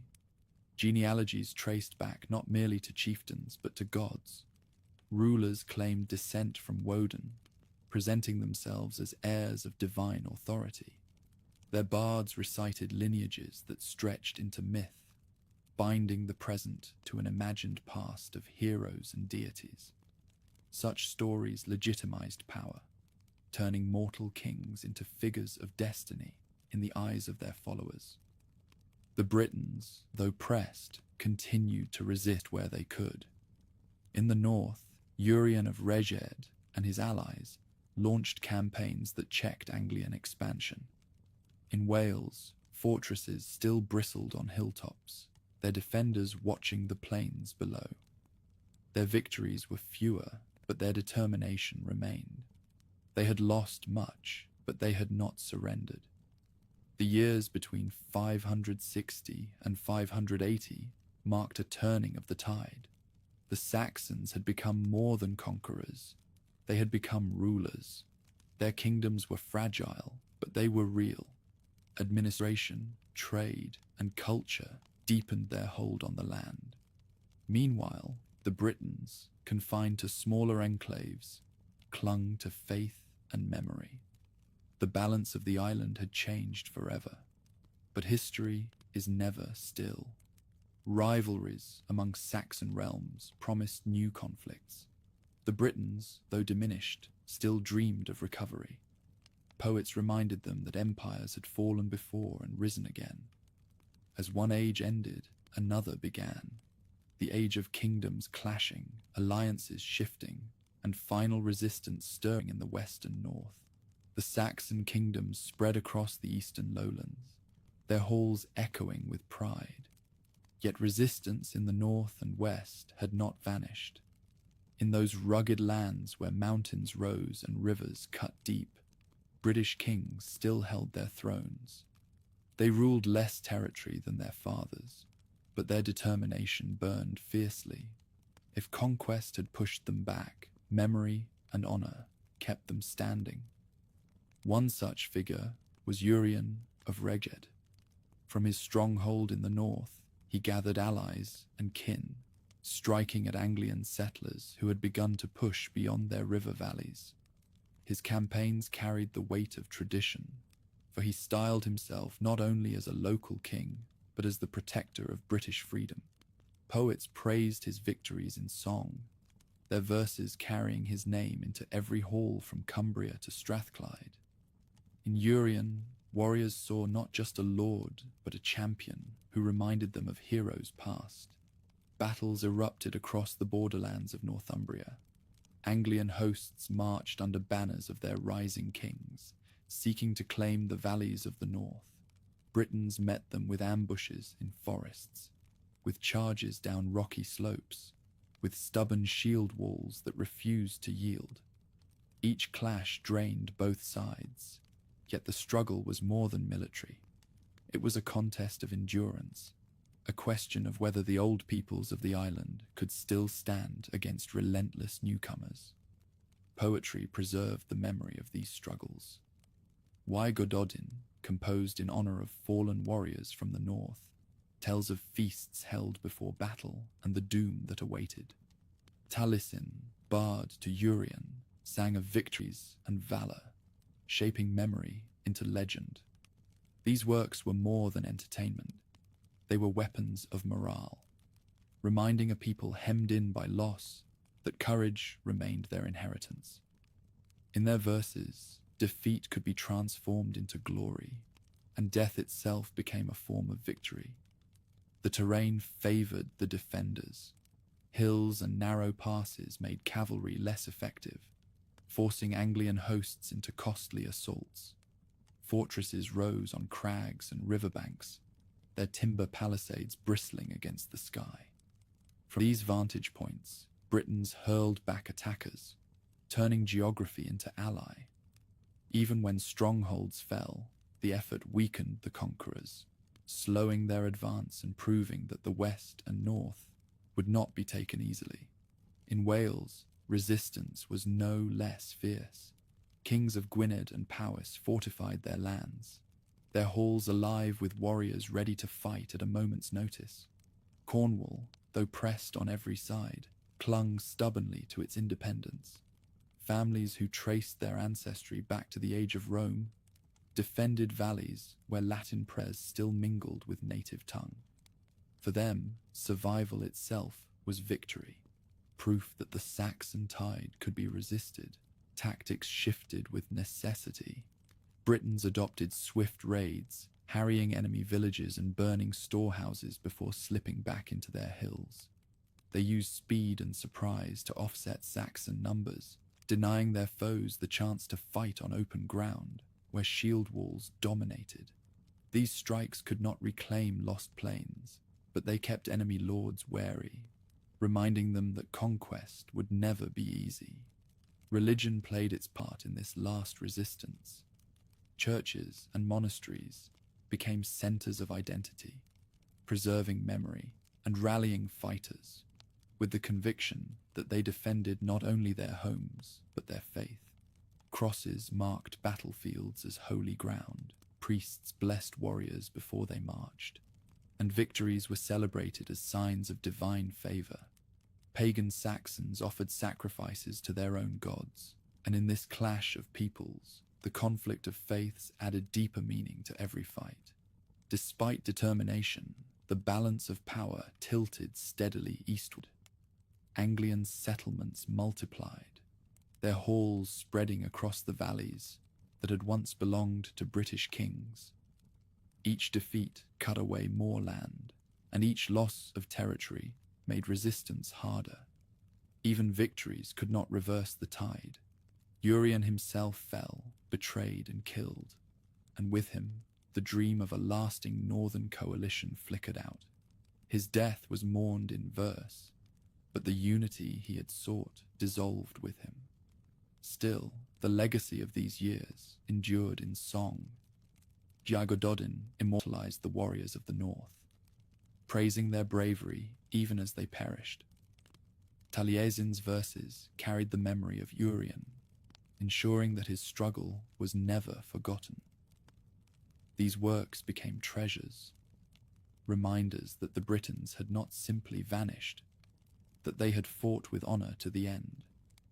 Poetry became their shield against oblivion, guarding their identity even as kingdoms fell. Further south, Saxon victories pressed hard. Along the Severn Valley, the Battle of Diorum in 577 had already broken the link between Wales and Cornwall. By the late 6th century, the separation was complete. No longer could the Britons of the southwest easily join with their northern kin. Each region fought alone, and isolation weakened them further.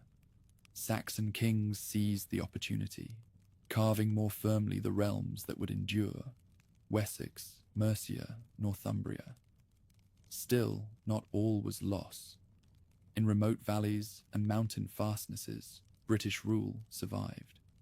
In Strathclyde, kings maintained their courts, blending old traditions with new necessities. In the west of Wales, monasteries flourished, teaching and preserving scripture. Cornwall, though small, remained unconquered, its people tied to the sea and to legends of Arthur and Ambrosius. These fragments kept alive the inheritance of Rome, long after its empire had vanished. Trade continued in small measure. Irish allies crossed the sea to support resistance, bringing warriors and goods. Connections to Brittany remained strong as families maintained ties across the Channel. These networks provided not only supplies, but morale, proof that the Britons were not alone. Across the seas, cousins remembered them, and that memory gave strength to those who endured. By the close of the 6th century, however, the verdict of history was clear.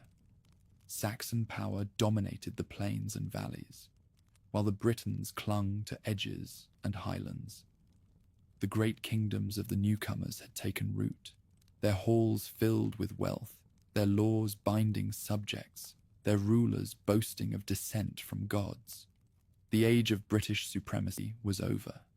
What remained was defiance, fierce, proud, and unwilling to yield.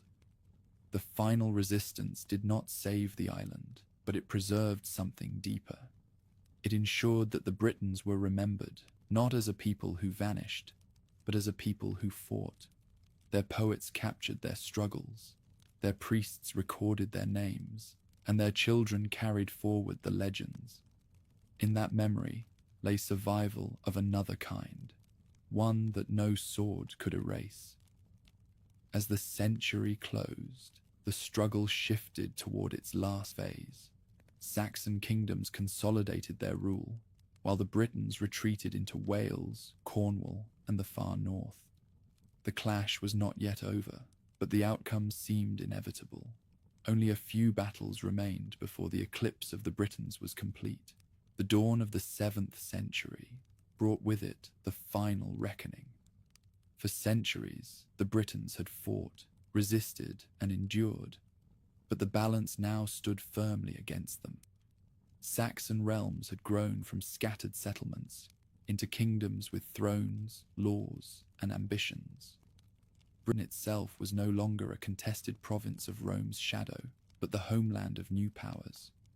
Only fragments of the old inheritance remained, clinging to survival in the island's western corners and northern heights. This decisive moment came around 616 AD, when battle was joined near Chester. There, the kings of Northumbria sought to expand their reach into the borderlands, while Britons gathered to resist one more time. The clash was brutal. Saxon spears pressed forward in disciplined ranks, while British warriors charged with the courage of desperation. At first the defenders held, but weight of numbers and discipline broke their shield lines. When the struggle ended, the field was littered with the bodies of fallen nobles and shattered warbands. The defeat at Chester marked more than a battlefield loss. It severed the last threads of British unity in the north. Such consequences were immediate. By controlling Chester, the Saxons split the Britons of Wales from those of the north, ensuring they could no longer coordinate. Isolated valleys and distant kingdoms were left to stand alone, each too weak to threaten Saxon dominance. What had once been a loose but living network of resistance became a scattering of enclaves, surrounded and contained. The hope of reconquest vanished on that field. Northumbria emerged as the great power of the age. Its rulers, heirs of Anglian settlers, now commanded lands stretching from the Humber to the Forth. Strongholds rose at Bamberg and York, halls where kings styled themselves not as petty chiefs, but as monarchs of vast dominions. From their courts radiated authority, binding lords and farmers alike beneath a system of tribute, justice, and law. The Britons who once called those valleys home were either subdued, driven out, or reduced to remnants in remote hills. To the south, Wessex expanded with equal determination. Descendants of Cerdic pressed deeper into the west, their armies cutting into valleys once ruled by British chieftains. Their campaigns drove wedges between the enclaves of Cornwall and central Wales, ensuring that no single coalition could challenge them. Each victory added not only land but prestige, and their kings began to dream of a destiny that stretched far beyond local conquest. Mercia, rising in the Midlands, pressed outward as well. Born from the settlements of Anglian migrants, it grew into a formidable kingdom by asserting control over river routes and fertile plains. Its rulers claimed authority over regions that had once been Roman heartlands, planting their banners on soil where legionaries had marched and councils had gathered. In Mercian expansion, the eclipse of the Britons became irreversible. For the defeated, survival took new forms. In Wales, Christian kings still ruled, their halls filled with poets who preserved memory in verse. In Cornwall, fishermen and farmers clung to the land's edges, drawing strength from the sea. In Strathclyde and Cumbria, northern kings held fast against mounting pressure. These realms were smaller and weaker than the Saxon powers, yet they carried within them the embers of identity. Their people still spoke in the old tongue, still sang of Arthur and Ambrosius, still prayed in churches that looked back to Rome. Though politically diminished, culturally they endured. The battlefield itself bore witness to change. Saxon shield walls dominated the plains, disciplined ranks advancing like iron waves.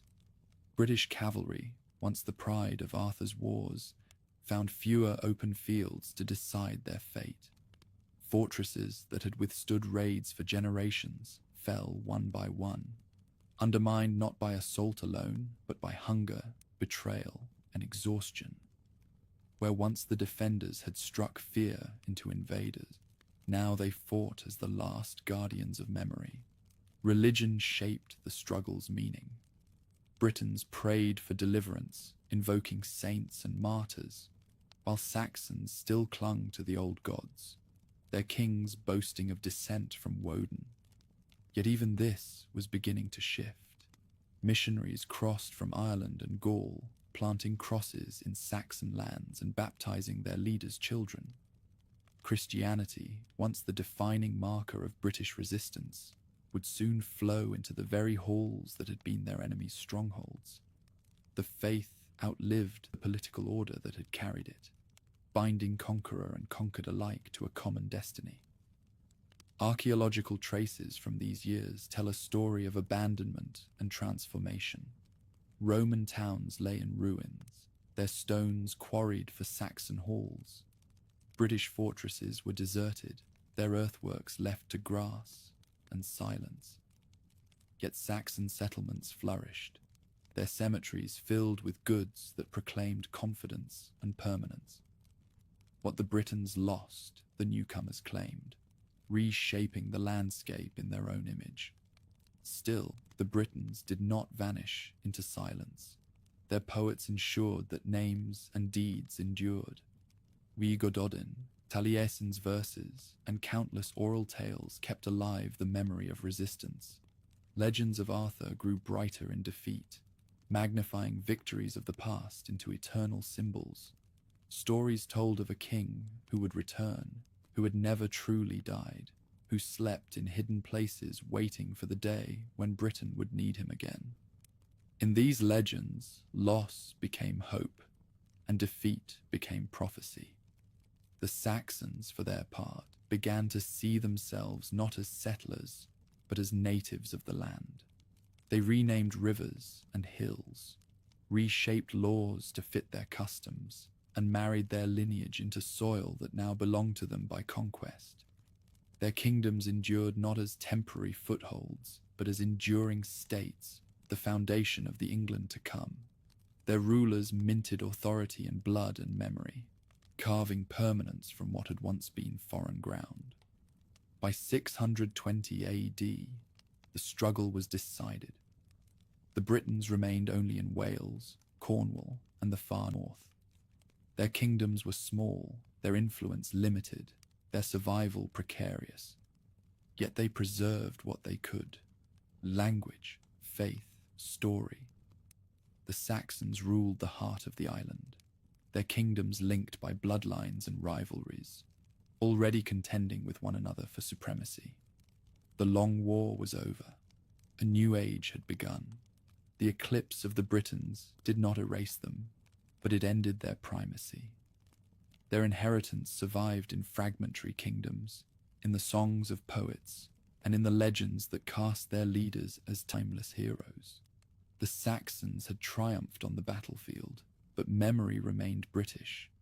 That memory would pass across generations, carried into Wales, Cornwall, Brittany, and beyond, ensuring that even in defeat, the old peoples of the island were never forgotten.